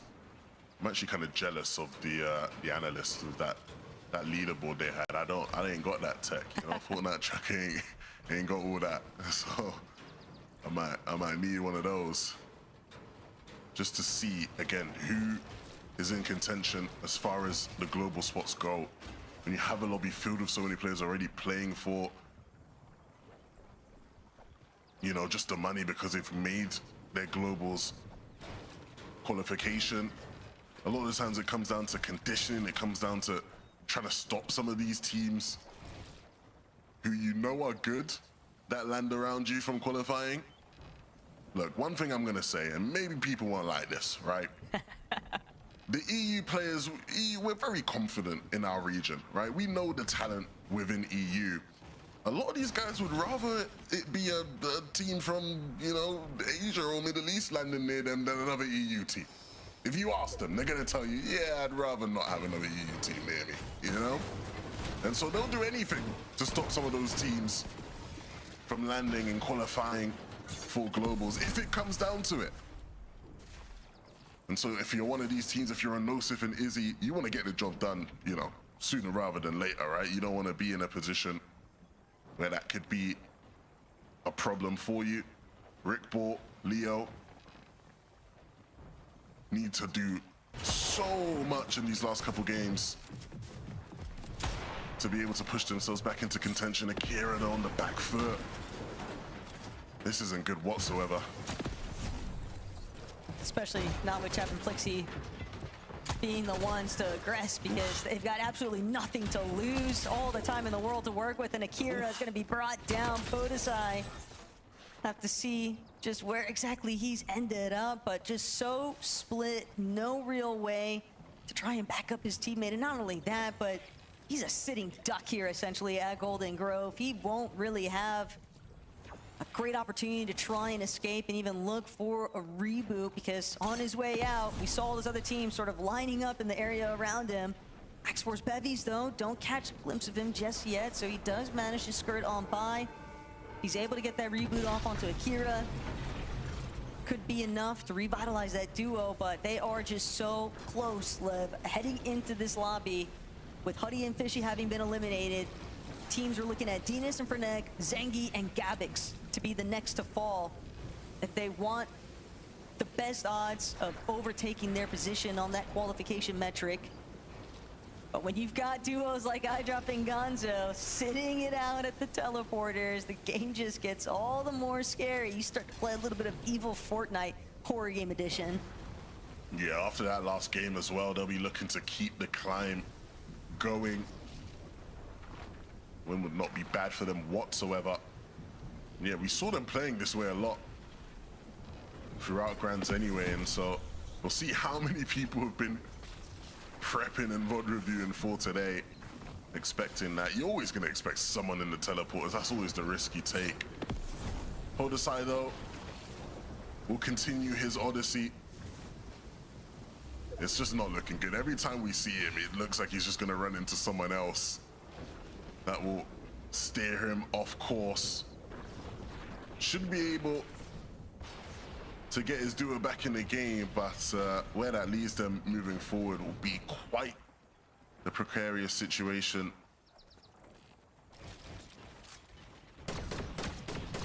Also just even not worrying about the surge, knowing that there's just so many teams opting to play Storm for so long. We're not seeing a lot of movement out of duos until right around that 5th, 6th zone approach period, and with that in mind, the reboot signal could also just be the ultimate beacon to draw some attention.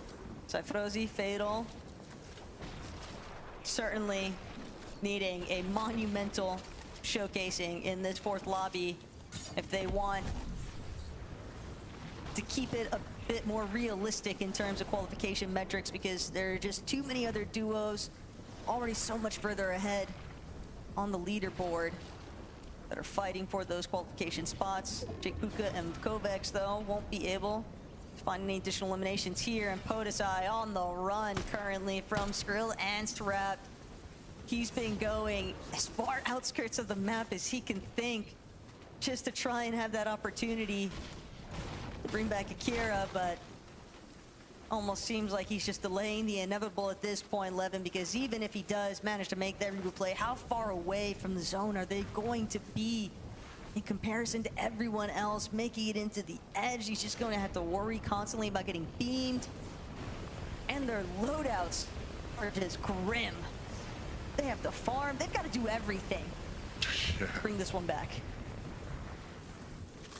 Yeah, and Podesai's already tanked so much Storm. It's really looking quite dire for them. At this point in the game, you sort of do everything you need to do, right? As far as get a loadout, loot up, but you're really just hoping and praying. No riding for Strokey. This is about as free as it's going to get for them, potentially, here today.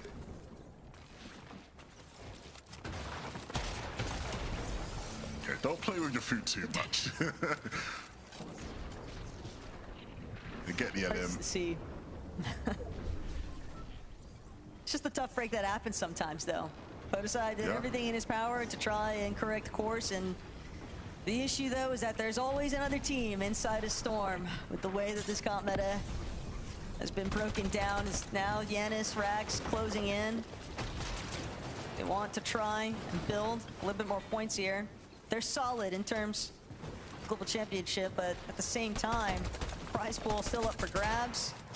And they're going to need this elimination because they've definitely been hurting in terms of their material count and everything else. That initial off-spawn fight being so much messier than what they had hoped for has just put them in a constant cycle of trying to recover the game. And what makes it even worse still is that they're not the only ones. 240 below, though, currently. They need to find an immediate refresh. And they've got to hope that the duo that they take out has some builds to go with it. Yeah, this is so awkward. And ultimately, this is actually one of the examples we're going to see of just where you are a team playing the Storm and you have almost none of the benefits whatsoever of playing the Storm. You're almost still in congestion. Obviously, a lot of players have finally started to leave because Zone is quite a ways away, but there was like 5 other teams around them there. It's not even like you're taking an isolated fight. You still have to be wary. And then you just have this insanely long route to make with so much to do. No whites. Janice, it's gonna be free loot. Frosty will keep his rotation going. But that was one of the things I was really curious about today, Taco, as far as we saw the success across EU and NA of the teams who didn't overly rely on playing the Storm. And so I actually didn't know what to expect of this lobby, right? As far as like, I'm sure there would have been plenty of the players in this lobby watching back and thinking, okay, maybe we shouldn't be playing as much Storm as we did try and play in Grands. But then does that counteract the effect? Because now less people are playing Storm, so actually it's not as bad to play Storm. And so you have this sort of weird cycle that sort of permeates through. And I think that's why we're seeing so many different teams, I think, in this lobby just find success in these games, because it's become sort of game on a game-to-game basis based off of the zones and the pools. Dinas and Franek have had, you know, bits of success in both different scenarios today. But once more, Taco, we watch one of them as a solo moving into this end game where they are still fighting for a global spot. And it just becomes all the more problematic too, because yeah, so many teams just choosing to try and reshape their game plans on the fly. Again, it just really creates so many dilemmas for everyone else involved, because you just don't really know what to anticipate. You're not really sold on playing the Storm, but you're also not super sold on wanting to be some of the first into the zone either, just because there are teams already finding their elevated positions. I know some of these duos, they are hoping that if they caught glimpse of Dinas going down in the elimination feed, or excuse me, Franek, that Dinas follows shortly after, because even with them having a pretty strong start to the day, if they can't continue to replicate those early successes, things are going to eventually fizzle out, because there's always that last push, it seems like, in these types of competitions, especially when you approach that Game 5 territory. Yeah, I'm curious to see just how he rotates this. You can see him at the bottom left there in one of the not ideal spots. A couple of teams ahead of him as he will look to make his way into the zone. Has 2 overdrive nades to use, and so the timing is going to be pivotal. Nosif and Izzy starting from a bit higher up, and so their initial nade will take them a decent journey, but making probably the right play here to just pause and take a break, not try and greed too much out of the overdrive nade. They'll invest a couple materials, and that actually looks like it's going to save them a lot of HP and get them in a really nice spot here in zone. Great rotation from Izzy and Nosif. Definitely betting from it already, because they're immediately starting to apply some pressure towards those teams still stuck behind them. Is Momzi Sato looking to take out Shark, doing everything in his power to try and hold strong here, but Kaisers can't say the same for him. So many teams just a little bit late to the party here. And for Momzi and Sato, they are hoping to have that separating moment, because this game could be the one to help them play leapfrog on those leaderboard positions. Setting up already, but it's Hari and Cammy who could potentially be caught in a little bit of a crossfire here. They know I dropped Gonzo just across the way. Gotta be a little bit cautious here, even potentially debating. They're gonna drop, it looks like, before opting to go forward, but I dropping Gonzo, they might have to look elsewhere, trying to force a little bit of damage, because they are currently underneath. And it's such a shame for iDrop. I mean, if it was 12 months ago, he'd just be able to hop over and just get in Cammy and Hari's box and get all the help he needs. This time around, here in duos, that isn't an option for him, and so he's gonna have to rely on Gonzo's abilities. Just enough to get above on Surge, but not the most comfortable positions for this duo, especially knowing that there will be so many more teams in this lobby looking to take it. Cammy and Hari sitting in a prime position to just completely snake height off of them, but there's also teams on the front side that looked primed to take it, like a Chap and Flixie. So the story and the journey and the battle for height will be one that continues here. Truly, and Mr. Savage though, will they actually have a journey as a duo is the question we've been trying to answer. And it might just be the game we get to see it from them, Taco. They just need to stay together. If they can do that much, we've seen what they're capable of in those final moments. But when you've got so many other duos sort of encroaching on these mid-tier layers, Sato, Momzi, doing a rather excellent job too at kind of wrapping Tank a little bit of that storm damage even. They've got the medkits to work with, so it won't hinder them too heavily. And they've claimed so much space already. They won't be able to find any knocks or eliminations just yet. Momsy still trying to ensure that they have any sort of opposing line of sights cut off here, but Chat Flixie, you can smell the weakness on the high ground, and they're going to immediately launch themselves straight to the top of this lobby. And with Flixie and Chap able to overcome, now it's all down to Savage one more time, but it won't be enough. He gets shut down on the go here. Have to see just how things shake up for them in game number 5, but placement points certainly not doing them too much of a favor in this one. Izzy and Nosif on the other hand, though, they're going to need a refresh almost immediately, just passing back and forth. The only jug they have available. Now looking down, realizing Pstroki injured. They got the shield crack. They're trying to chase him down, but Pstroki barely managing. But wait just for a second there. Nosif, though, able to claim it after the fact, so that slight addition of materials helping him to just go one more layer up. Everything these two turns to gold today. But they need to find a bit of space, find a bit of breathing room just to regroup and look for a refresh here. So many scuffed players that are available, and if they can't find it, it will be somebody else. Nosif left alone here, and now he becomes the solo bait. Mumsy will fall. Darman Deemish finally starting to bark in this lobby. It's been no bite whatsoever today. But there are opportunities aplenty still in this one. They'll find a bit of a refresh, and Chap and Flixie dropping down. They're desperate to get in on the party.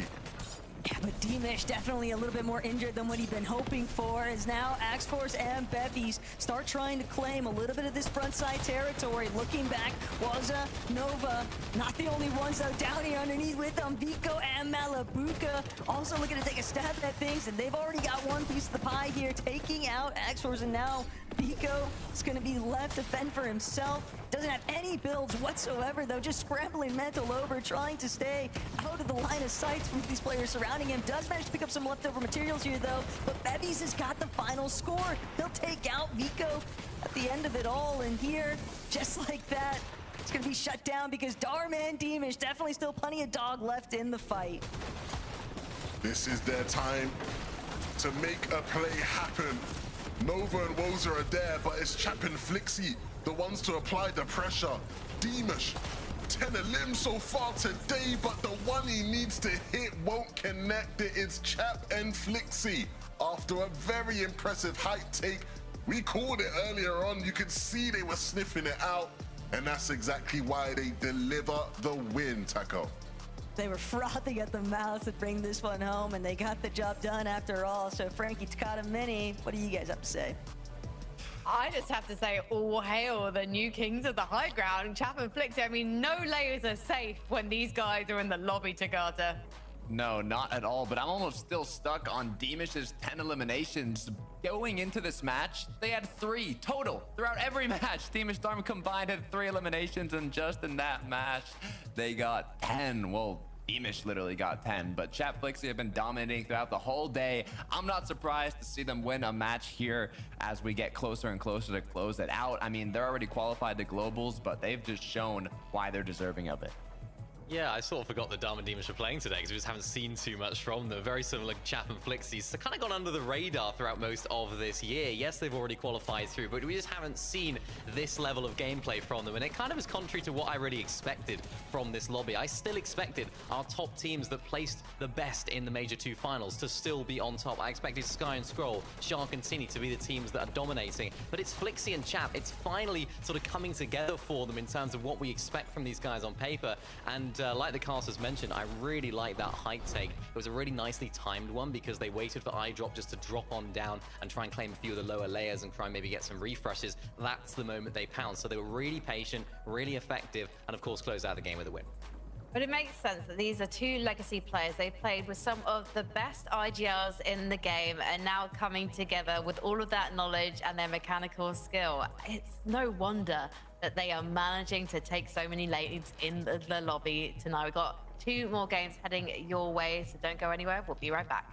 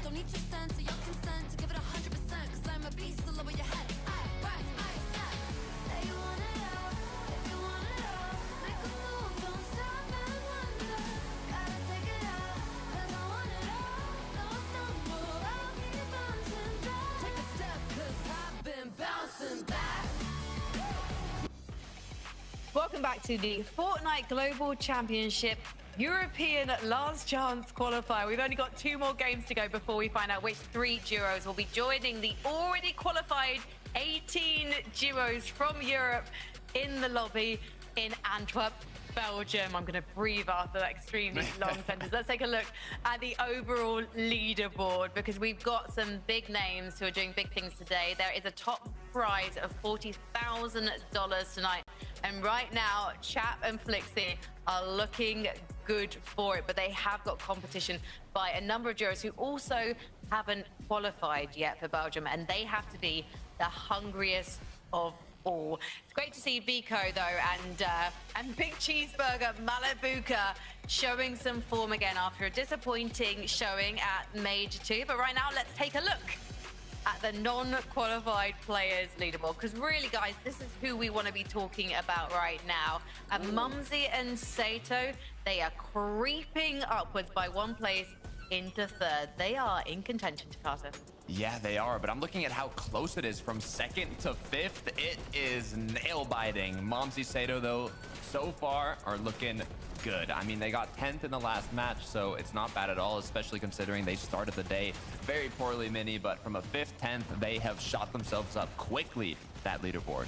Yeah, I really like the way they played a lot of this end game as well. They were sort of using their layer really effectively, and it's something that we broke down at the beginning of the day. What Sky and Scroll do really good is sort of getting to that front side of zone, building into it, and tanking a lot of that storm and using a lot of those heals to actually get that health back up. They did that really well, which of course gave them so much piece control, so much real estate to actually operate in. And if they can continue to do things like that, they just need to try and stay afloat in these end games, because it is so close there. As you mentioned, Takata, this is a real tight finish right now. Good for Hutty and Fishy, of course, as well, that they got a good start, because yeah, they're not a great game for them either.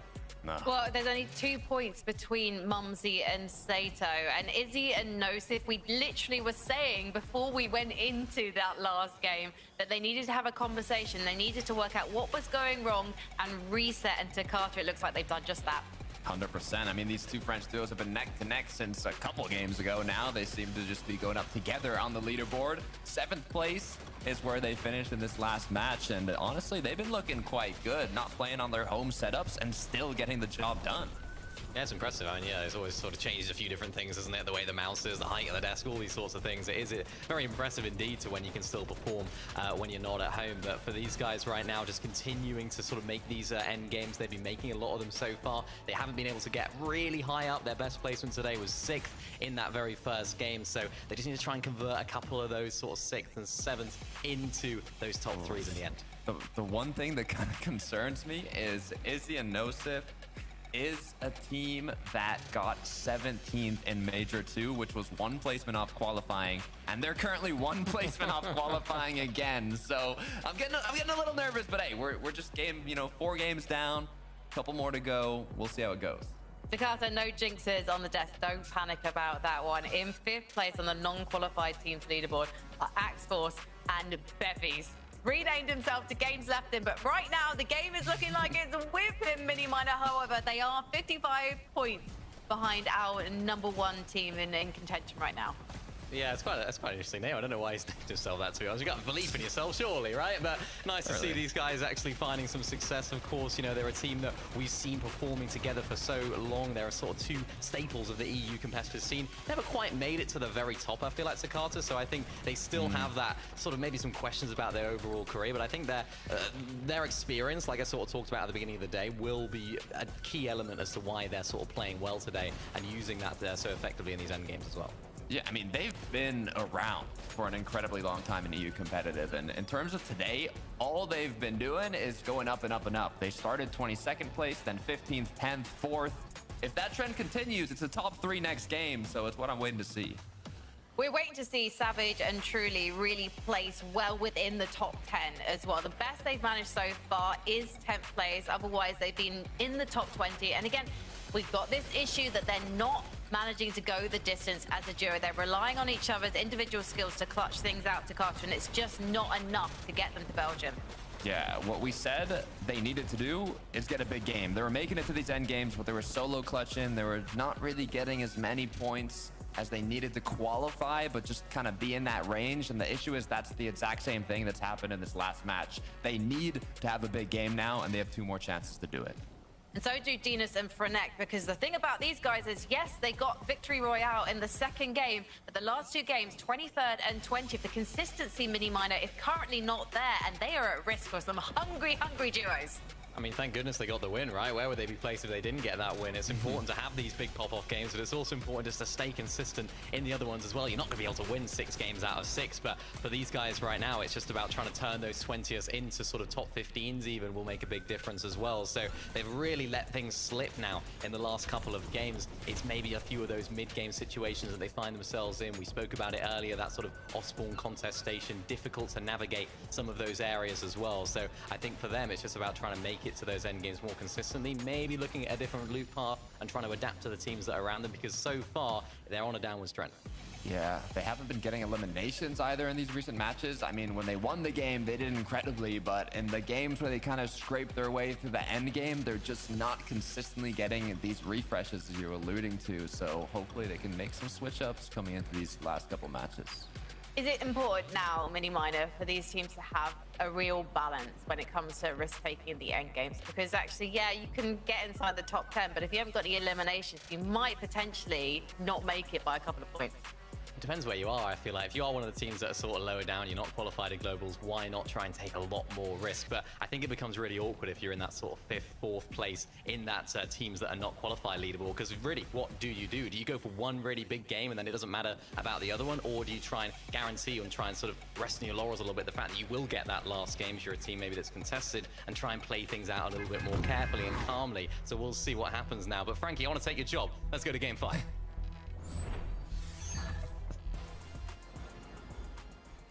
And just like that, mini-miner, the new host of EU FNCS. What a time, what a journey here, Lev. He saw you step up to the plate one time. He decided, you know what, I think I can do better than that. But Huddy, Fishy, problems already here at Wonkyland. But it's Waza who's going to actually need the help from his duo here. Huddy and Fishy have just managed to scrape by, finding that first elimination, but Fishy, if he's not careful, he might just be next, and don't want to find themselves lined up into that even 1-for-1 exchange. Needs to ensure that they get the better end of this stick, because they want to maintain that spot that they've already locked down. Not only that, but they were at one point in contention for some serious prize pooling. Nova now having a fair with the tag team here, and it's just too much pressure. Fishy and Huddy will manage to come out successfully from Wonkyland off spawn. Not as clean as the one we watched earlier against Cringe and Volko, but they got the job done. No problem for them here when it comes to wonky off-spawn fights. Axe Force and Bevies. You know, I remember this saying, leave the Fortnite before the Fortnite leaves you. The game's left him. At this top level, he might need to call it a day. Rax and Yanis, more off-spawn fighting here at the chop shop. And this time, it's not as scrappy as what we saw in the last game. Both teams gonna get the chance to loot up and try and get their best foot forward. Yanis, the only one right now that actually has any shields to work with, so clearly not a lot to work with for both sides. Reason, Khan, this has not been the day we wanted to see from them, Taco. No, and if anything, them moving a little bit further south to contend with Darm and Deemish, it's a bit of a dicey choice here, but if they manage to bring down Darm, they'll have full control of Sunken Shores at the very least. So Darm doing what he can, try and fend them off. Does have a pretty substantial HP advantage here though, and Reason doesn't exactly have builds to work with. Khan just trying to farm out even a single build to place. So at least for the time being, Darm still being a bit cautious with the approach. Doesn't want to allow for any sort of freebies here. Reason, Khan definitely recognizing the fact that the longer this takes, the more likely it is that Darm might just manage to wiggle his way out of this one. And they don't want to let this opportunity slip them by.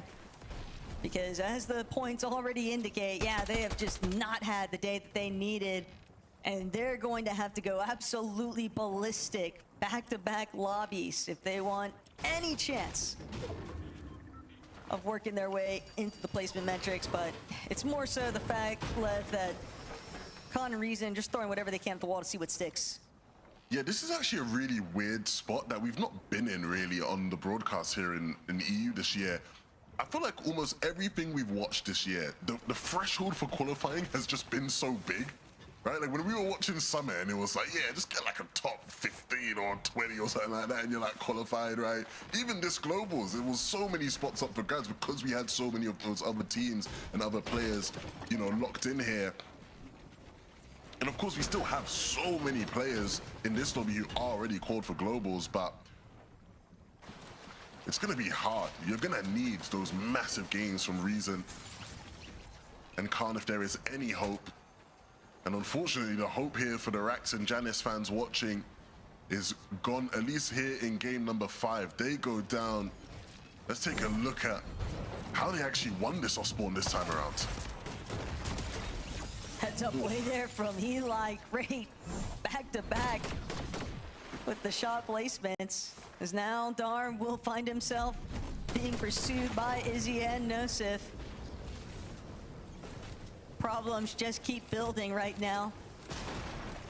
And for Darm, maybe a little bit too familiar, getting chased to this extent as Nosif and Izzy just refuse to let this opportunity slip them by. Con and Reason might not have been able to capitalize on it, but they will waste no time. And that's a very important elimination for Nosif and Izzy to collect there, because we have seen them have some issues with Surge later on down the line, so that could potentially alleviate some of those woes.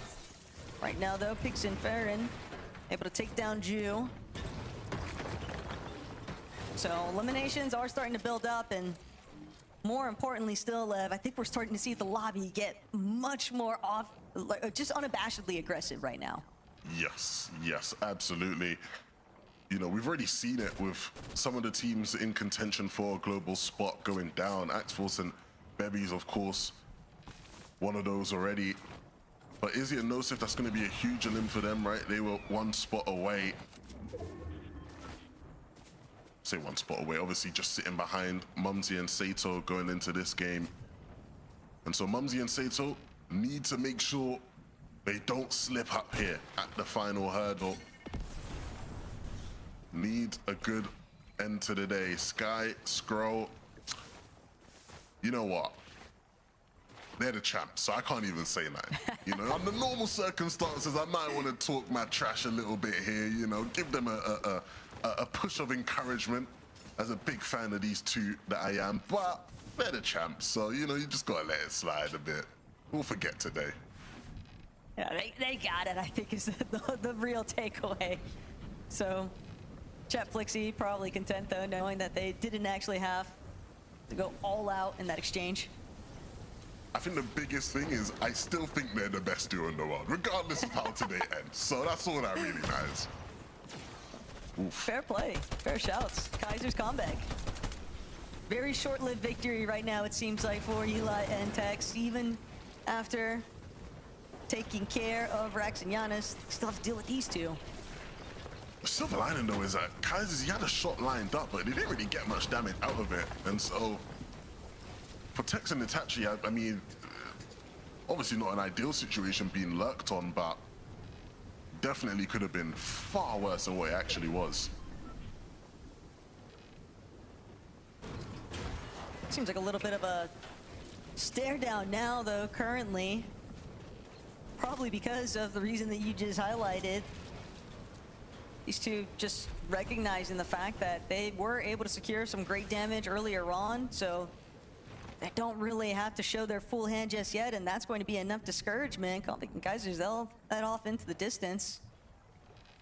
They might want to revisit that conversation a little bit later on, but certainly not willing to all in invest from the jump start here. Zengi, Gabix, a duo that was in contention earlier on in today's competition, and then have just been steadily getting knocked one place further down, other teams catching up, essentially. And it just goes to show how cutthroat it can really be in terms of these consistency metrics and making it into every single one of these end games, because all it takes is 1 or 2 lobbies to go south, and all of a sudden, those duos that were 5-10 places behind you have suddenly caught up. Yeah, it comes at you so quickly. And we've definitely seen that. I did screenshot the non-qualified teams leaderboard this time around, and they come into this game 7th on that leaderboard, a big drop from them as well. So need to turn things around. Chap and Flixie, they've had quite the day. Sometimes it's good, sometimes you need to remind people, hey, we aren't just lobby fillers here, right? Like, we actually can be a threat, we can be competitive with the best of them. And they've shown us quite a bit. I think I had almost stopped considering them as far as some of the better height teams in EU. But they've been impressive up there today, Taco. Without a doubt. Now just be interested to see whether or not they can continue that streak in Game 5.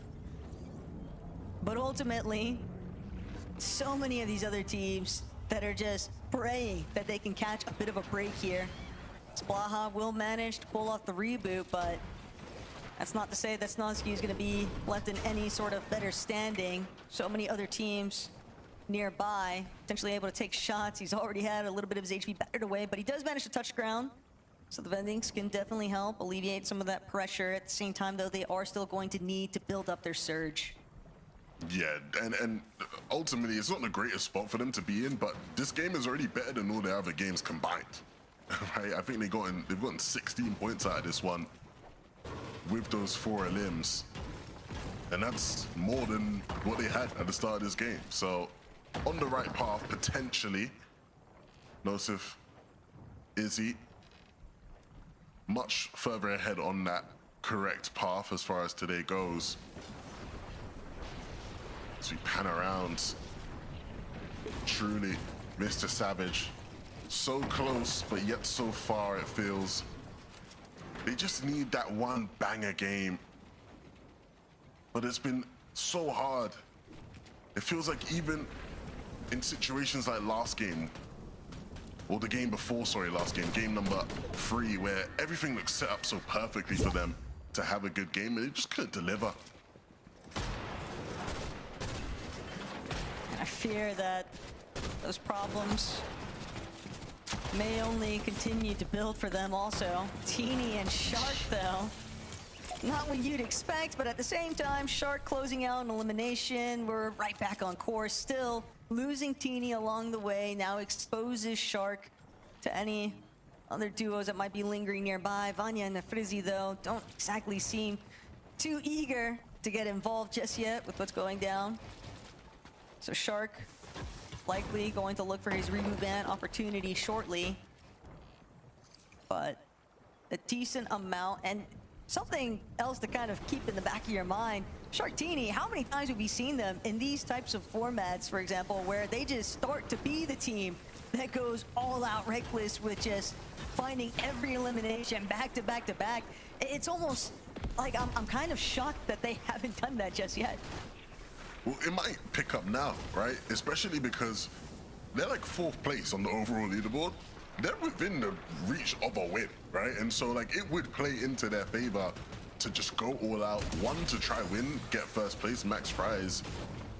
But 2, because of the implications on the other teams looking for Global's qualification spots. Unfortunately, if it's going to happen, it's going to have to be in game number 6, because Shark just went down there to iDrop and Gonzo. But no, I agree with you, Taco. I would have expected them to start going crazy by now. I'm almost curious to see if maybe another duo in the lobby decides to sort of pick up the torch from them, and maybe all eyes on Chap and Flixie for that type of strategizing or gameplay, because we have seen them get a bit aggressive in some of these earlier lobbies. Kira and Podestai, though, just trying to watch their next step, watch their next rotate. fully aware of the fact that they are just trailing behind a couple of other teams, and as they make their approach towards this next edge of zone, always have to keep it as a thought in the front of your mind, really, that you don't want to find yourself overly exposed. So I like that they're sort of pivoting, of course, kind of wrapping towards this lower terrain. It's keeping them out. Some solid lines of sight here, but they might run spec dab into where Tweki and Kiro are at. Got good damage currently, though, so they don't really need to force the fight, but Akira gonna get caught just like that. Hallie and Lucia playing catch-up as Thomas and Focus will bring down Lemon.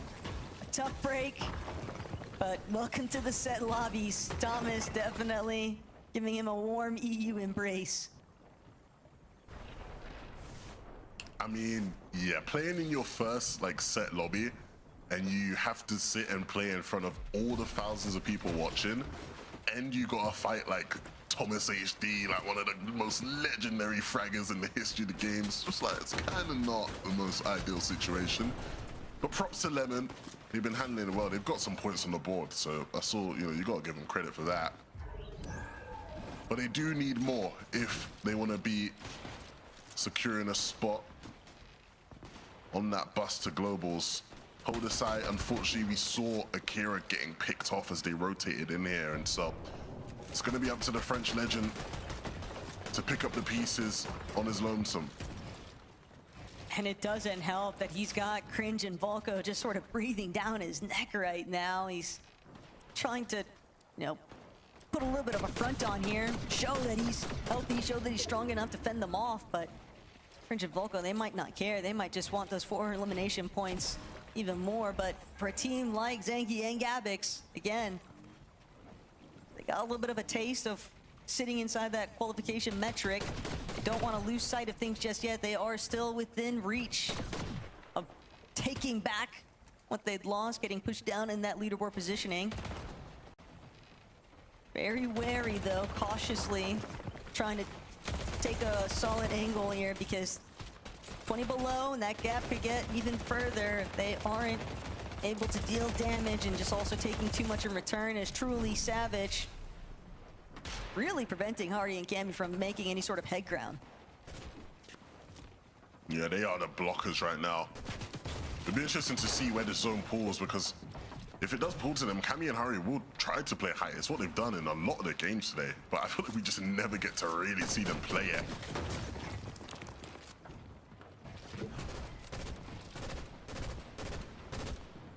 Starts to be the point, though, for a duo like Savage and Truly, where I think it can be difficult to completely brush off those instances of the past where they've come close enough, they've seemed like they, had it together, and then it just falls short. So this game 5, better late than never. It would certainly be a perfect time for them to really strike up some big points here. Fishy and Huddy, though, they just want to make up for some lost time. They're being eliminated early. So many other teams having the chance to catch up. Chap and Flixie even able to overthrow them from that first place position overall, because yes, they're fighting for that Global's qualification spot, but with the day that they've had, Lev, it's also pretty realistic to imagine that they might just bring this one home. Yeah, that is how you can do things in style. I mean, it'd be the ideal end to your Friday evening. Gabix will just fall, and Zangi not in a position to really do much to help, and that actually sends them below on Surge. How things can turn around in these games, so brutal, so difficult. 10 players, 9 still needing to be eliminated. And not only that, but 260 below as a solo, staring down what seems like the impossible right now. Savage and Truly, on the other hand, though, 581 above, front side position. They got a long ways to go, though, for this next zone. And it was Huddy and Fishy just ahead of them. Truly trying to get some good pressure in. If they can administer some damage, that might just be enough for Savage and Truly to then begin their next rotation, but they're gonna be held here for a moment. We've got the other side of the coin here too from Huddy and Fishy, and their perspective a little bit more dire. 29 below even. Truly and Savage just consistently chipping away at their HPs, put them in a really awkward spot here because now Fishy, Huddy, they're gonna have to spend time healing, and every single moment that passes them by, it's just teams that are able to escape getting that additional damage. Fishy now a bit too desperate, trying to chase down this solo. Does manage to connect the shot here. Snosku, unfortunately, unable to get away, and that Siphon has done dividends right now for Fishy, but at the same time, Huddy won't be able to escape the rest of that lobby. Focus is now Zangi. While he's out of the thick of it in terms of the surge threshold, he's still only 30 HP in a dream currently. Hardly any materials to work with. Fishy off of that last elimination, though. The Siphon materials definitely doing him some pretty big favors here. Fishy's not done though. He's gonna look for more. He might just find more. We'll make the rotation now with the overdrive. Finds a decent position to just give him a bit more space. The material's running low. He has just enough to build a box or two. We'll look to find something again on any solo scurrying around. Savage and Truly. Could this be the game? We've been waiting for it all day long. And hype might just be theirs for the taking if they can find the right angles onto them. Focus dropping in the feed. It's a possibility now. Fishy's solo clutch will continue. Mumsy and Sato finding space in this game as well, but need to hold on to it. When Mumsy just taking a little bit too much damage. He can't afford to actually tank up the storm as he continues trying to wrap towards that frontside position. Sato, though, picking up the pieces. A great knock, just waiting for that Siphon to start ticking over in his favor. But Izzy and Nosef, another French duo, completely overhead where the rest of this lobby is at. Fishy has run out of materials entirely, but he doesn't get to connect the shot there. Pig's gonna be able to take him down. He was crouching, lying in wait. Another solo that just found the perfect opportunity to get a little bit of an extension here in this game. But now Savage, Truly trying to make their way forward. Running out of materials at a rather rapid rate. Truly looking up, contemplating going for the chop. Instead, diverts his attention downwards. Needs this Ulam onto Fastroki if they can find it. The little bit of materials could go such a long way for Truly as he'll be forced to play this one out as a solo now. No Savage in sight. It's not clean, but he finds just enough to stay alive as so many players fall. Truly, with the Chug Jug in hand, we'll get some extra placement out of this position. And a top 7 is not too shabby. Nosef and Izzy, the benefactors of this zone, pulling up this hill. Everybody stuck beneath. Nathan will make it up. Comeback following just behind. But the keys to this win have to be in Nosef and Izzy's hands. This is not the time for them to take their foot off the gas either. They know just how weak so many of these other players directly underneath them are. Nosef and Izzy collect yet another. Nosef now continuing to just build out forward, trying to make sure they stay towards that frontside position. Comeback, similar feat, but just stuck in the underbelly of this lobby. Barely having enough builds just to hang on for dear life. Hoping that the attention gets diverted now over towards Josh, Tweg, anybody else, as long as it's not Comeback, is all he's really hoping for here. The zone pulling back, doing a big favor right now for Izzy and Nosef. This is ideal as it goes back with them being so low on builds.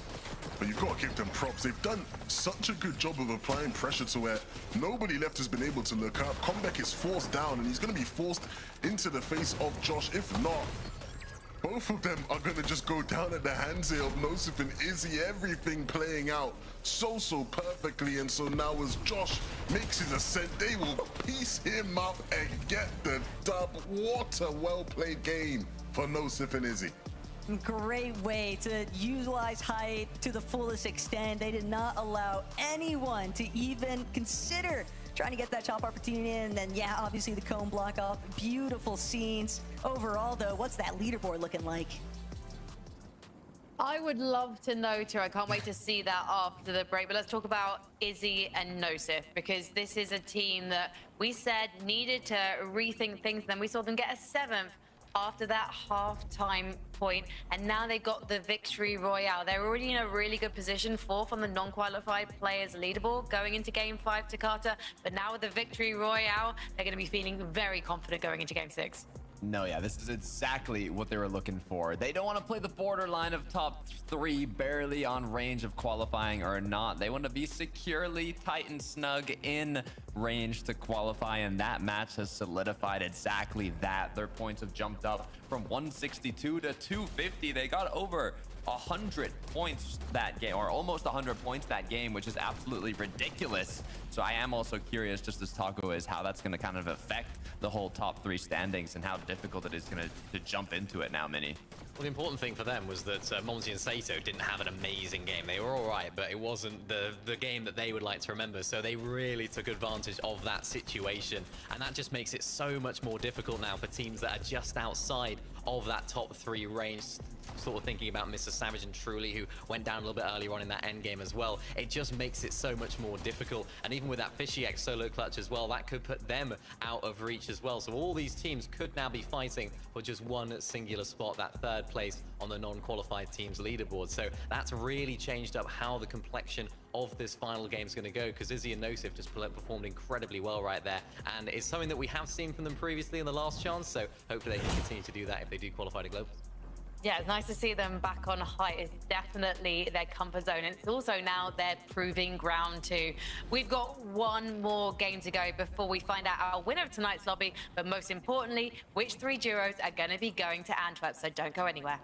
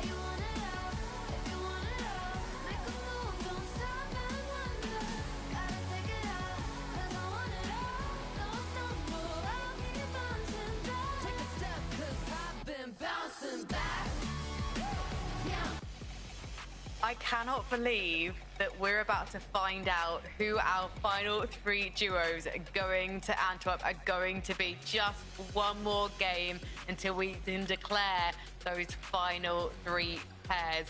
Takata, I think, Mini Miner, I think I'm going to ask this to you too. Oh, you ready to see the overall leaderboard right now, where it stands? Just show it to us. Just bring it up. Just bring it up. Let's It's time. We gotta see it. Let's We gotta have a see it. look. So this is all of the duos in the lobby tonight. Interestingly, though, we've got some big names who aren't even inside the top 10. Sky and Scroll, for example, but I think we can forgive them. I mean, they're probably still getting their energy back after dominating the Major 2 finals. But interestingly, Izzy and Nosif, after that victory royale, Mini Miner, they're now 3rd overall. So not only are they potentially booking a spot in the Global Championship, they also could be taking a tidy sum home with them too. Yeah, this is really nice for them as well. And I think another key part of that was that Chap and Flixie didn't have a good game either in that last game. It was the first time they've really taken a stumble. They really could have run away with it. We could be speaking about the champions here of the Global Championship last chance for qualified finals here in Chap and Flixie because they didn't have it, because they needed to have a good game there, but they didn't. And I think that just sort of opens the door now. You can see the sort of top 4, I suppose, are really just so close. Any of those 4 really could take home the entire day today, which is very exciting as well as just the qualified teams. Well, let's take a look at the overall leaderboard. Sorry, not the overall leaderboard, the non-qualified players leaderboard. This is obviously what we want to be focusing on right now, especially with only 1 more game to go. Let's take a look at the points column as well. I mean, you can see within the top 3 itself, Takata, it's incredibly close. And then we have Savage and Trilly in 4th. But Mumsy and Sato, that last game, we managed to see them get a 9th place. It's not a huge points gap for them, so they really need to do the same, if not better, going into game 6, Takata. Yeah, I'm a little scared for them. I mean, they're looking good right now, okay? They're in 3rd place compared to Major 2, where, I mean, Sato got 47th with Podesai. Now Sato and Momsy are looking very good. Issue is, I don't know if you saw the 4th place mini. 4th place was Mr. Savage and Truly directly below them. But you know what's directly west of them? It's where Savage drops on the map. So they are quite close to each other. And I think Momsy and Sato are going to be the deciding factor on how the qualification looks for all those duos that are under them, and especially the one directly under them, which is Savage and Truly. So Momsy, Sato, lock in for this last match. Get the job done. You've done incredibly well throughout the day, especially the last 3 matches or last 2 matches they've done well. So hopefully for the last one, they can continue that trend. Yeah, France is getting behind these players we've discussed in the pre-show, the French players and their fortunes in these last chance qualifiers. They just live for the drama, so let's see who makes it through. And Savage and Truly, right now, it is possible for them to make it into those top 3 places of the non-qualified teams standings, Mini Miner. But again, they've got to go even further. I was saying this obviously about Mumsy and Sato, but it's the same for these guys. But at least we got to see them go to an end game and play 7th pretty much as a duo. Yeah, I think I speak for all the Savage fans when I say, why does Savage always make us do this? Why does he always make it so close in every single tournament he plays in? It's always coming down to the last game. He can't be the team in first. He has to clutch up in the last game. It's always too close for comfort. So for these guys now, yeah, they might have to push Momsy and Sato earlier on in the game, try and take them out of the lobby, clear the path for them in terms of actually finding success. But in my mind sort of thinks back to the Major 2 finals when in that last game, they tried to make a play. They tried to make a play to qualify on through. They landed on Marius and Predoxy. Didn't work out for them. They went down off spawn. So I'm sure that will be in the back of their minds as well. It's like when we tried to go against the grain, we tried to make a play last time, it didn't work. Do we just try and play ourselves and play out the game as we would normally do? Because that's maybe the strategy. I honestly don't know what they're going to have cooking up, but they do need to make up that decently sized points deficit and then have a good game. It's not going to be easy. Well, Hatu and Fishy, they obviously won our first game of the night. They had a great first half of the day, then 48th place in game 4, outside of the top 10 just now as well. However, oh my goodness, the way that Fishy was playing out of his darn mind, so low on HP, Takata, and yet taking names, staying in the game, ridiculous. Yeah, you can see the amount of players that are up right now, 23 duos. That's when Huddy just went down. Let's see how long Fishy actually lasted after that. From 23 duos all the way through this end game, Fishy was clutching placement after placement after placement, and it is exactly what they needed, especially coming from that devastating 48th place in the last match. They got 13th from 23rd to 13th mini. It's exactly what they needed. It's all about that off spawn. It's all about that off spawn for them. I think realistically they should be qualified on through, but let's sort of theory craft here. Maybe they do go down off spawn. Momsy, Sato, Mr. Savage, and Truly both have really good games. They could leapfrog, and we could see Hutty and Fishy, after all that hard work that Fishy's been putting in today, fall outside of the top 3. So it's not done and dusted for them, but yeah, like you mentioned, Frankie, what a performance from Fishy today. Definitely proud of that one. Yeah, incredible performance, and I cannot see them going down without a fight in this one. And as we've seen, especially from their off-spawn situations in the past, this is a duo that knows how to fight. It feels to me, Mini Miner, like there was a little bit of coke going on in your calculations for all the Savage fans out there. Yeah, I want to see Savage Squad. I think we all want to see Savage Squad. Like I mentioned, he always leaves it to the last game. It's always too close for comfort with Mr. Savage, and I want to see him do it for all the Savage fans out there, and for us on LAN as well. It wouldn't be the same without him there. Well, this is the thing, Takato. It means so much to all of these duos. It means so much to players like Savage, who's only ever missed out on the 2024 Fortnite Global Championships before. But then it means so much to players like Hutty and Fishy, who haven't had these opportunities. And for me, I feel like that's one of the biggest motivations of all. And right now, we are ready to see who's going to be making it to Belgium, because it's time for Game 6.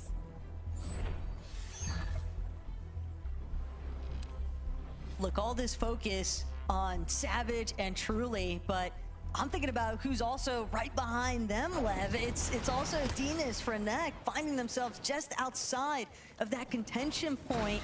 And while they're a little bit further behind, where Savage and Truly are at, sitting at 167 points heading into this game, realistically, the enemy of my enemy is my friend. And so Momsy, Sato, they've really got to keep their wits about them, because I would not be too surprised to see someone looking to try and pressure them early on, because right now that's the most realistic catch-up point for any of those duos just outside of that third spot qualification point.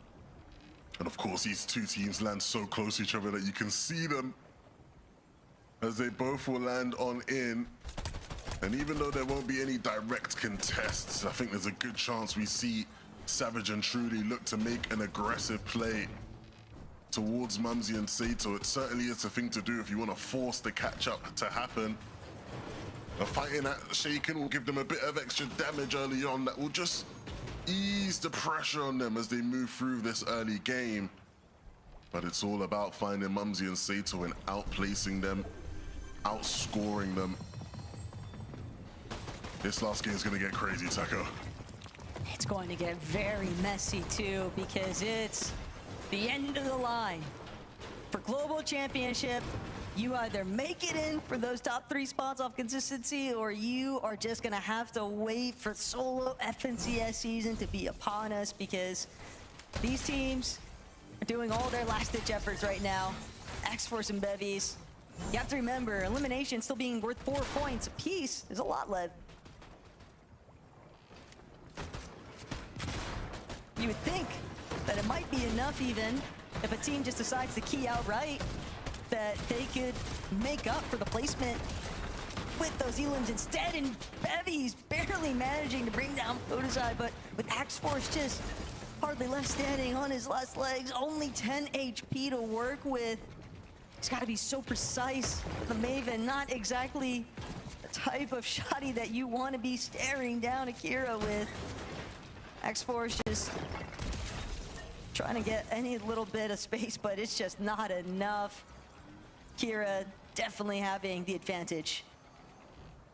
And I know we made the games left him joke last game, but Axel's and Berry's 2 top players who we will now not get the chance to see at the Global Championships. That is just how ruthless this region is. And Frizzy and Vanya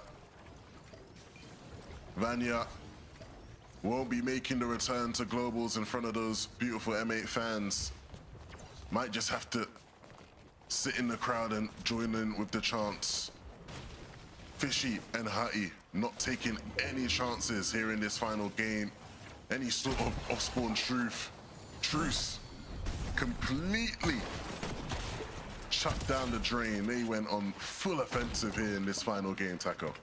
Yeah, saving it for the final hour too. Bit dastardly from Huddy and Fishy, but that early elimination said that's adding salt to the wound after all here for Huddy and Fishy. Excited though to see just how far they can take it, because keep in mind, the elimination points, if they're able to keep racking them up, they might actually be able to catch up to where Jap and Flixie are at. All depends on how some of these other teams fare today's competition, as Savage, Truly, Sky, and Scroll. This could be a dangerous fight, and it's not an engagement that Savage and Truly are interested in continuing. They'll have to forfeit it, but at the same time, just how much did it cost them at the end of it all? How much were they really able to secure in terms of builds and loot? And now they're gonna have to look primarily just for that refarm opportunity. Yeah, ultimately, their chances of finding Mumsy and Sato are just too slim.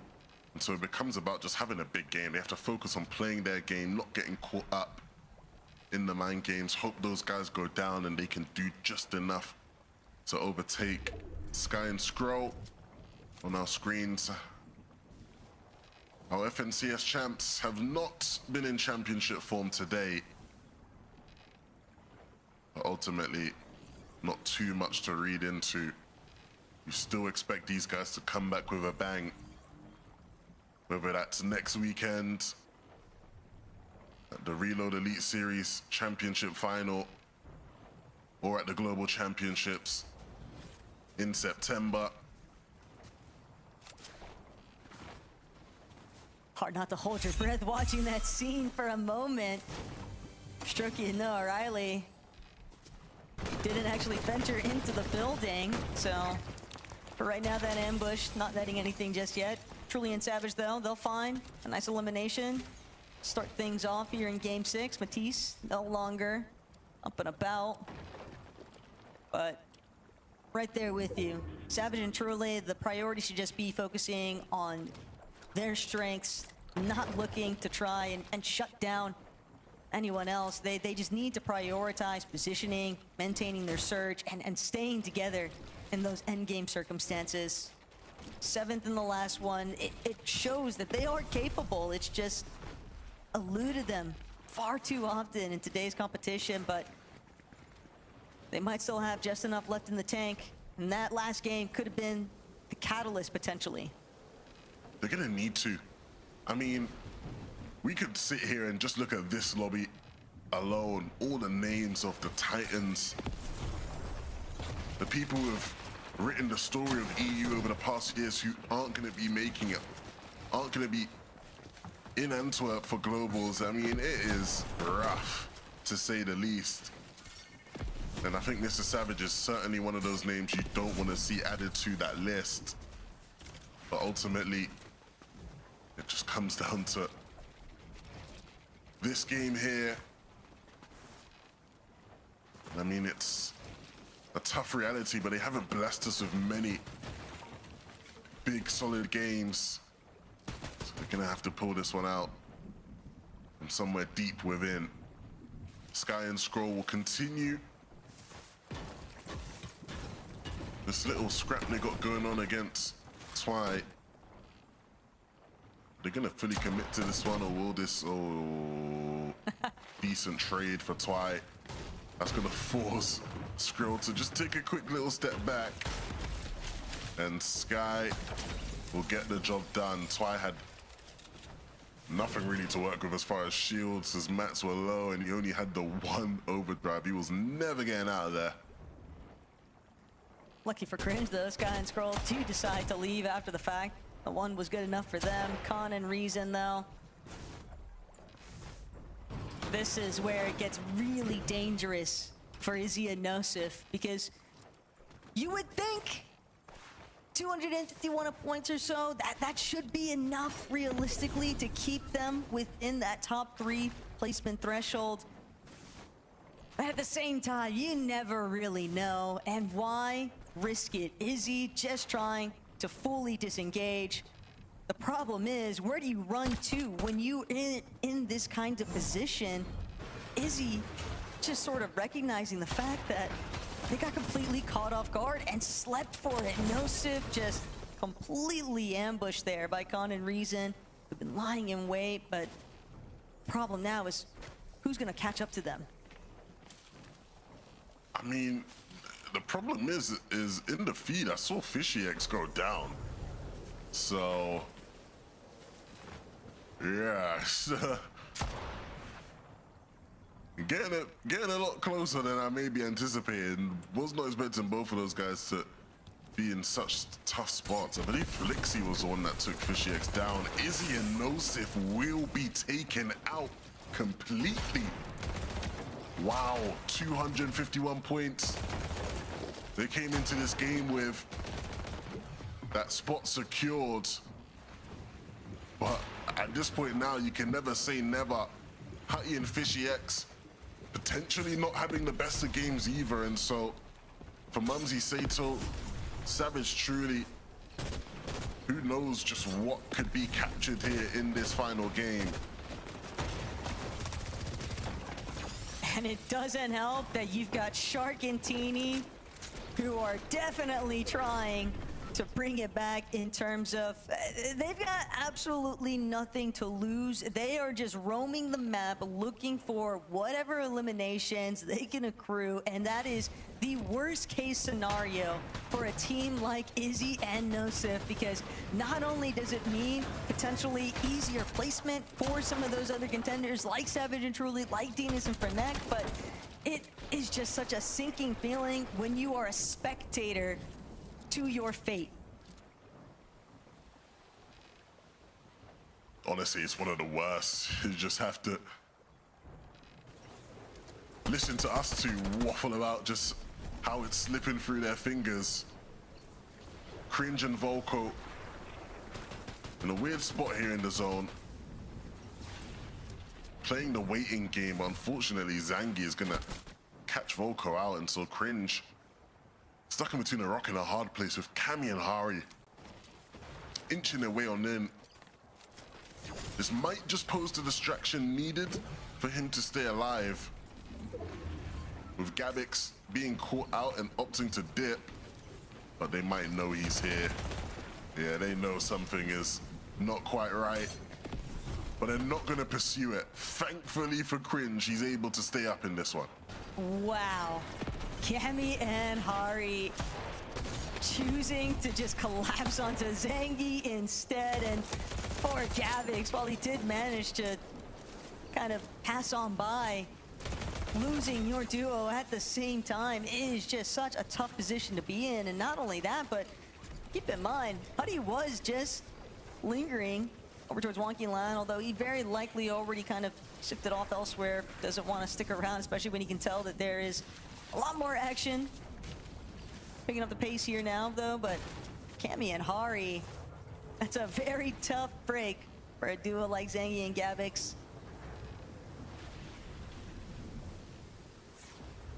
And review, it's actually Huddy and Fishy one more time, so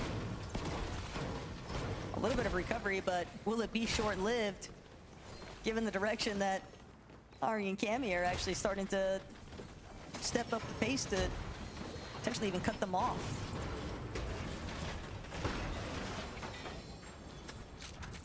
Hutty and Fishy. Such a big game for them now. Of course, we know just how much these two have been through this season. The journey both of these players have been on. Oh, Mo. Oh, no. What's happened here? Fishy's down. Hutty is on 25 HP. And all of a sudden, Hutty and Fishy, there is no cause for celebration, no cause for fireworks right now. This is the irony. Completely flipped over its head. What happened here? It was Gabix. He gets away from Hari and Cammy. Sorry. And while I'd initially believed that that was going to be, you know, something that works against him, running into Huddy, instead he's able to catch them completely off guard, just swoops in, disaster strikes yet again. And now that might even be the green light for Cammy and Hari to potentially just pick up and continue the pursuit here, because why not? They've got so much time now to work with to just keep trying to play spoiler here. But for a duo like Savage and Truly, we said that we wanted to see them looking to just take affairs into their own hands, and it looks like they're doing just that. Yeah, and I think the good news for Hutty and Fishy fans is they were on 255 points, which means they overtook Nosif and Izzy and should be safe. The only other team close enough to reasonably catch up will be Mumsy and Sato, who of course themselves are in a qualification spot. So I think we're gonna say job finished. Job finished for Hutty and Fishy. Not in the way you wanted to see. Of course, they were pushing for more than just the global spot at this point of how well they've been playing on the day, but we said it. Things get crazy in these final games. Mumsy and Sato will continue their pursuit into the safe zone. Barely making it in HP-wise. That 5 tick is so tough to deal with. Luckily for them, everyone else a little bit too distracted with what's directly in front of them. These other teams caught up in separate engagements means that Sato and Mumsy will be able to just continue making their way in. Zangy, though, gonna look to try stop them, hold them a little bit. But for Sato and Mumsy, when you're in this position, Levin, you almost want to see them just go for that immediate commitment every single time, because you just can't afford to second guess yourself. Yeah, I mean, that was a decent pull for them. The only team that really could give them any issues was Zangy, and they're able to just push past him in the end anyway. Oh, dearie me. Pixie, Swizzy. It's too hot. You gotta get out of the kitchen, lads. Way too much pressure coming in. And they're struggling to deal with it. Pixie will just be able to be picked back up, but no. Fincheck and Church will make it awkward. The only benefit that Pixie has is he is playing with one of the greatest players to ever touch this game, and so Swizzy will handle the pressure, get him back up, and they will continue this game. One Chug Jug being put to use isn't too bad, but a max distance pull on this zone is pretty bad, so we'll see just how they fare with it here. Where Truly and Savage were just at, though, they were sort of leading the lobby moving into that next position, although they did pay a pretty steep price for it. They're gonna have to pause, wait for Savage to recover some of those shields. And now it's all down to just Savage and Truly trying to not get caught yet again. But it's just so difficult because everyone seems to be looking directly at them, despite the fact that they've created a little bit of distance here. And you've always got to remember Mumsy, Sato just off the side there, also making their approach is Chap Flixie, doing a great job at target practice. And Swizzy, he's good, but he won't be able to avoid pressure this time around. Just too many other players surrounding him, alongside the fact that Flixie and Chap are just non-stop spraying them. It's just tough scenes all around, but even Flixie and Chap recognizing, got to get a move on. Sato and Mumsy, though, they've got the best elevated position currently. They're recognizing there are some other teams they can get a little bit of pressure in on, but we've seen high ground be taxed before. And this is beautiful. If you are a fan of these two, they aren't in a position where they're looking to take. They're in a position that is all about holding on. But they aren't taking that for granted. They are playing this game out clearly with intentions of doing as good as possible. Savage and Truly need to follow their footsteps with that sort of intent and push beyond them if there is any hope. There's still so many points behind. They're gonna have to get fraggy, and they're gonna have to hope that Mumsy and Sato either fall within their sight lines or fall at the hands of somebody else in this lobby. Good pressure being applied, but not able to get the credit for that elim. Again, every little helps when it comes to the points left in this lobby, Taco. And that's what's really starting to hurt them, because Sky, Scroll, they've started to make their approach, and that big chunk out of Truly's HP shield now going to have to pause, so they won't be able to maintain sticking towards that front side just yet. But Mumsy, Sato, starting to pick up the pace a little bit here, starting to claim a little bit more space, recognizing the fact that they've got players just underneath, and nice little pickup there from Mumsy. Some leftover loot off of Nebs' body, but now other teams potentially getting caught. The way that the zone is pooling is going to be very tricky in terms of if you are forced to drop layers. Well, actually, take that back. We're going a reverse direction. Thought for a moment that the elevation was going to pose a pretty big threat here, but for Mumsy and Sato, this might actually be a huge beneficiary for them, as they continue to just play things safe. Savage and Truly are gonna have to really make things happen here at Wonky Land. And they're gonna have to do that in spite of all the other top teams left in this game. Mumsy and Sato, you saw just scouting height there for a second, and not just scouting it, taking it by force. Mr. Savage put down. Mumsy and Sato crushing the dreams of every believer right now. It all comes down to Truly and this med kit in an attempt to out-heal, but is it all in vain with just how Sato and Mumsy have played this game with the points that have been accrued? Overtaking Izzy and Nosif now, I believe. And what a play that really was. The rest of the lobby will start to get involved in the fight for height. But Mumsy and Sato might have just done enough there, Taco. It all depends exclusively on whether or not Truly can actually fly in these final moments. And the moment that he starts to venture forward, he is down to his last build. Doesn't have anything to sustain him. Only 3 overdrive grenades remain. Meanwhile, Mumsy finding yet another elimination here, just building further distance. But for Truly, if he can get more placements, it's starting to think, Izzy, Nosif, they might just be the cutoff metric now. And Truly, he's starting to build, but he needs the shot onto Scroll. He needs to get Siphon. He needs a refresh, but it's a healthy player, and Truly won't be able to close the gap.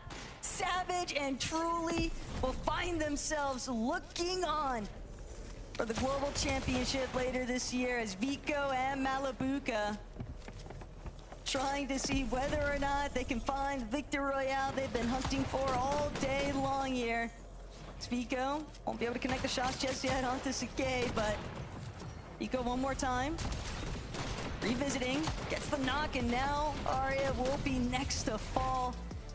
It's always heartbreaking at the end though, Lev. We knew that only 3 teams could actually confirm their spot for the Global Championship in September, and man, what a day it's been though. But yeah, big congratulations to Vico Malabuka, obviously, for finding that Victor Royale, but we gotta see what happened with that leaderboard, Frankie. Played the scrims. We do. We were doing the maths during that nothing last game, just trying to work out if anyone could overtake the likes of Izzy and Nosif in those top 3 spots, because obviously we had our eyes on Savage and Truly there, and on Mumsy and Sato, and both of them were having a fantastic endgame. It's just a case of holding on to Carter, and now I guess our jurors will be nervously awaiting the results, and we're actually ready to see them. So let's find out who have booked their spots in Belgium, guys. Let's see. As you can see, Mumsy and Sato, after that incredible performance, they have done it, even making their way to the top, above Hutty and FishyX and Izzy and Nosif. As expected, Mini Miner, the French have turned up in style. They have. I mean, Izzy and Nosif, finally you can breathe. This is unbelievable. But Mumsy and Sato, what a performance from those guys. There were questions, were they actually going to be pushed by Mr. Savage there at the end? Were they going to have some off-spawn difficulties, of course, earlier on in the game? But what they did, they showed up and they showed out here in this final game. They didn't let the pressure get to them. They didn't crumble. They even took out their most direct competition there in Mr. Savage themselves. It was almost a flip of what we expected. And a lot later on in the game. But for Sato, Momsy, they have so much potential on paper. They're such a good team. And we've always said we want to see French fans on LAN. We saw how good they were at Lyon. We've now got 2 French duos here qualified at Globals. What a monumental fight there with Sato versus Mr. Savage. That was literally everything. Savage, I believe, needed a top 2 finish to pass Izzy and Nosif that were at 251, so it was incredibly close. But Momsy, Sato, Izzy, Nosif, Huddy Fishy, they got the job done. Yeah, that high ground challenge from Seto and Momsy onto Savage and Truly was something else. As we like to say in Fortnite, Momsy and Sato took it by force, and we're going to see them at the Fortnite Global Championships in Antwerp. Let's take a look, though, at the overall leaderboard for tonight, because there were some surprising emissions, I think, in the top 10 in terms of the duos we expect to see do well. But Chap and Flixie, my word, Takata, the performance that they put on tonight, also fantastic to see Vico and Malibuka showing up in that last game. Yeah, got the job done. Chap Flixie dominating first place, not even making it that close. Vico, Malibuka, we saw the performance Major 2 didn't kind of meet expectations coming from Summit, having won it, but you know, they picked it up in the last chance qualifier. Second place, not bad at all. I dropped Gonzo as well, shout out to them for the 3rd place. Overall, solid performances. I think it's really useful for these duos, these big names, to actually sometimes have bad performances, because that's how we see the likes of Sky and Scroll go from having difficult moments in the Major 2 heats to fixing what went wrong. And I imagine that they'll be doing a lot of VOD reviewing going up to the Fortnite Global Championships. As for some of the duos that didn't make it, obviously heartbreak for Mr. Savage and Truly. They really did fight towards the end of this lobby tonight, Takata, but it wasn't to be. Yeah, no, it was an incredible performance either way. It's heartbreaking, right? Especially coming from Major 2, you win game 1, it was looking so strong, and then you end up getting 24th. You get one last chance, one final qualifier to make it happen, and then you're again one placement off qualifying. But Mr. Savage, truly, I mean, Savage has been around since the start of competitive Fortnite. He's one of the founding pillars of EU competitive, so I'm sure we'll continue seeing him as the season goes on. Yeah, definitely. They gave it their all. You know, no notes from me really in this last game from these guys. They did absolutely everything that they could. Unfortunately, Sato, Momsy, they had a good game. If Sato, Momsy didn't have a good game, they went down on spawn, whether it's them that pushed them or someone else, they would be a team that would be in the top 3, right? They thought they probably would have done enough, but of course, Sato, Momsy just absolutely clutched up there at the end. But I think they can really sort of hold their heads up high. I think, you know, we've seen a real development of that duo throughout this season. We've seen them playing solo. We saw a really tough performance in terms of heats, particularly from Truly. I know it was Savage doing a lot of the solo clutching there. Then when it came to the major finals, we got to see them win a game as well. The world was lit up, the eyes were lit up for every one of the Savage fans. And I really do hope they stick together, because I think they have a lot of potential. They have the right sort of ingredients to make a good long-term duo. And I think that's going to be really important now for Mr. Savage to hopefully kick on and have a better end to the year in things like solos and other competitions in the future. Well, it is a long way before we see FNCS Major 1 next year, so we'll have to wait and see. But let's look ahead to Fortnite Global Championships, guys, because we're sending 21 duos from Europe. I think potentially it's coming back to Europe again, Takata, when I look at these incredible names. Yeah, look, after the, you know, we talked about Vico Malibuka winning Summit. There was also a heartbreaking end to Sky and Scroll. They were the favorites throughout the whole competition. The LAN that kicked off competitive this year. So at Global Championships, I want to see Sky and Scroll continue the domination that they showed in the majors. Anything less than first would be a disappointment for these guys, I think, Mini Miner.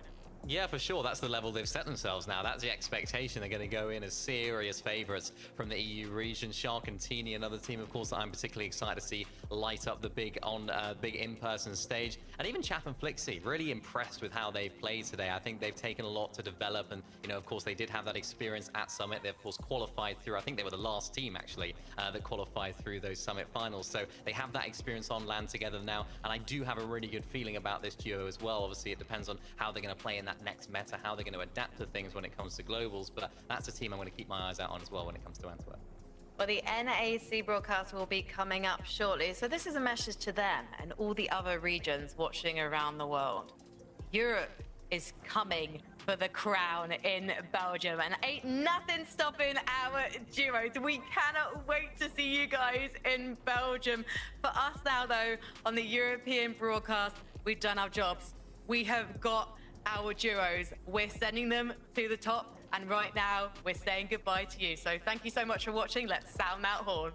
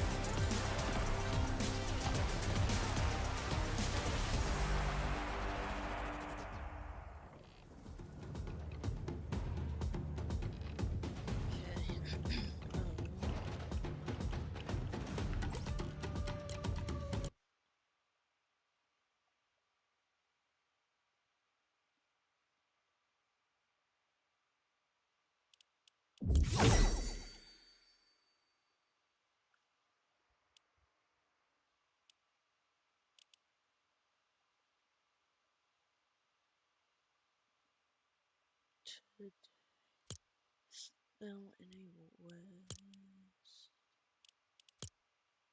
to look at this.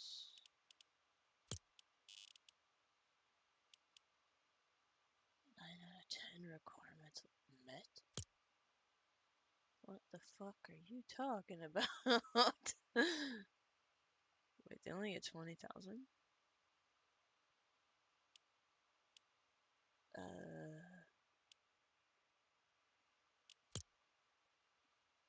No, that's not what I wanted. 4 p.m. Wonder if that's my time.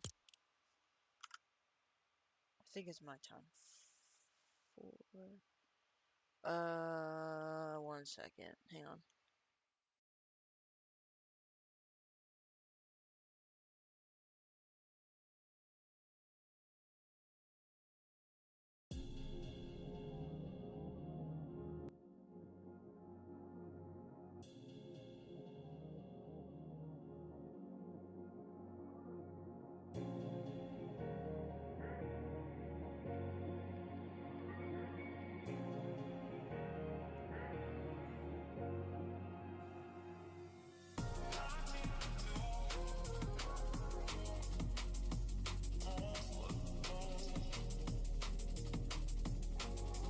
Fucked up the volume, I'm sorry.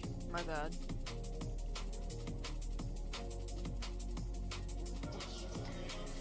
Check to make sure that Fortnite was turned all the way up. Ugh, I'm sorry.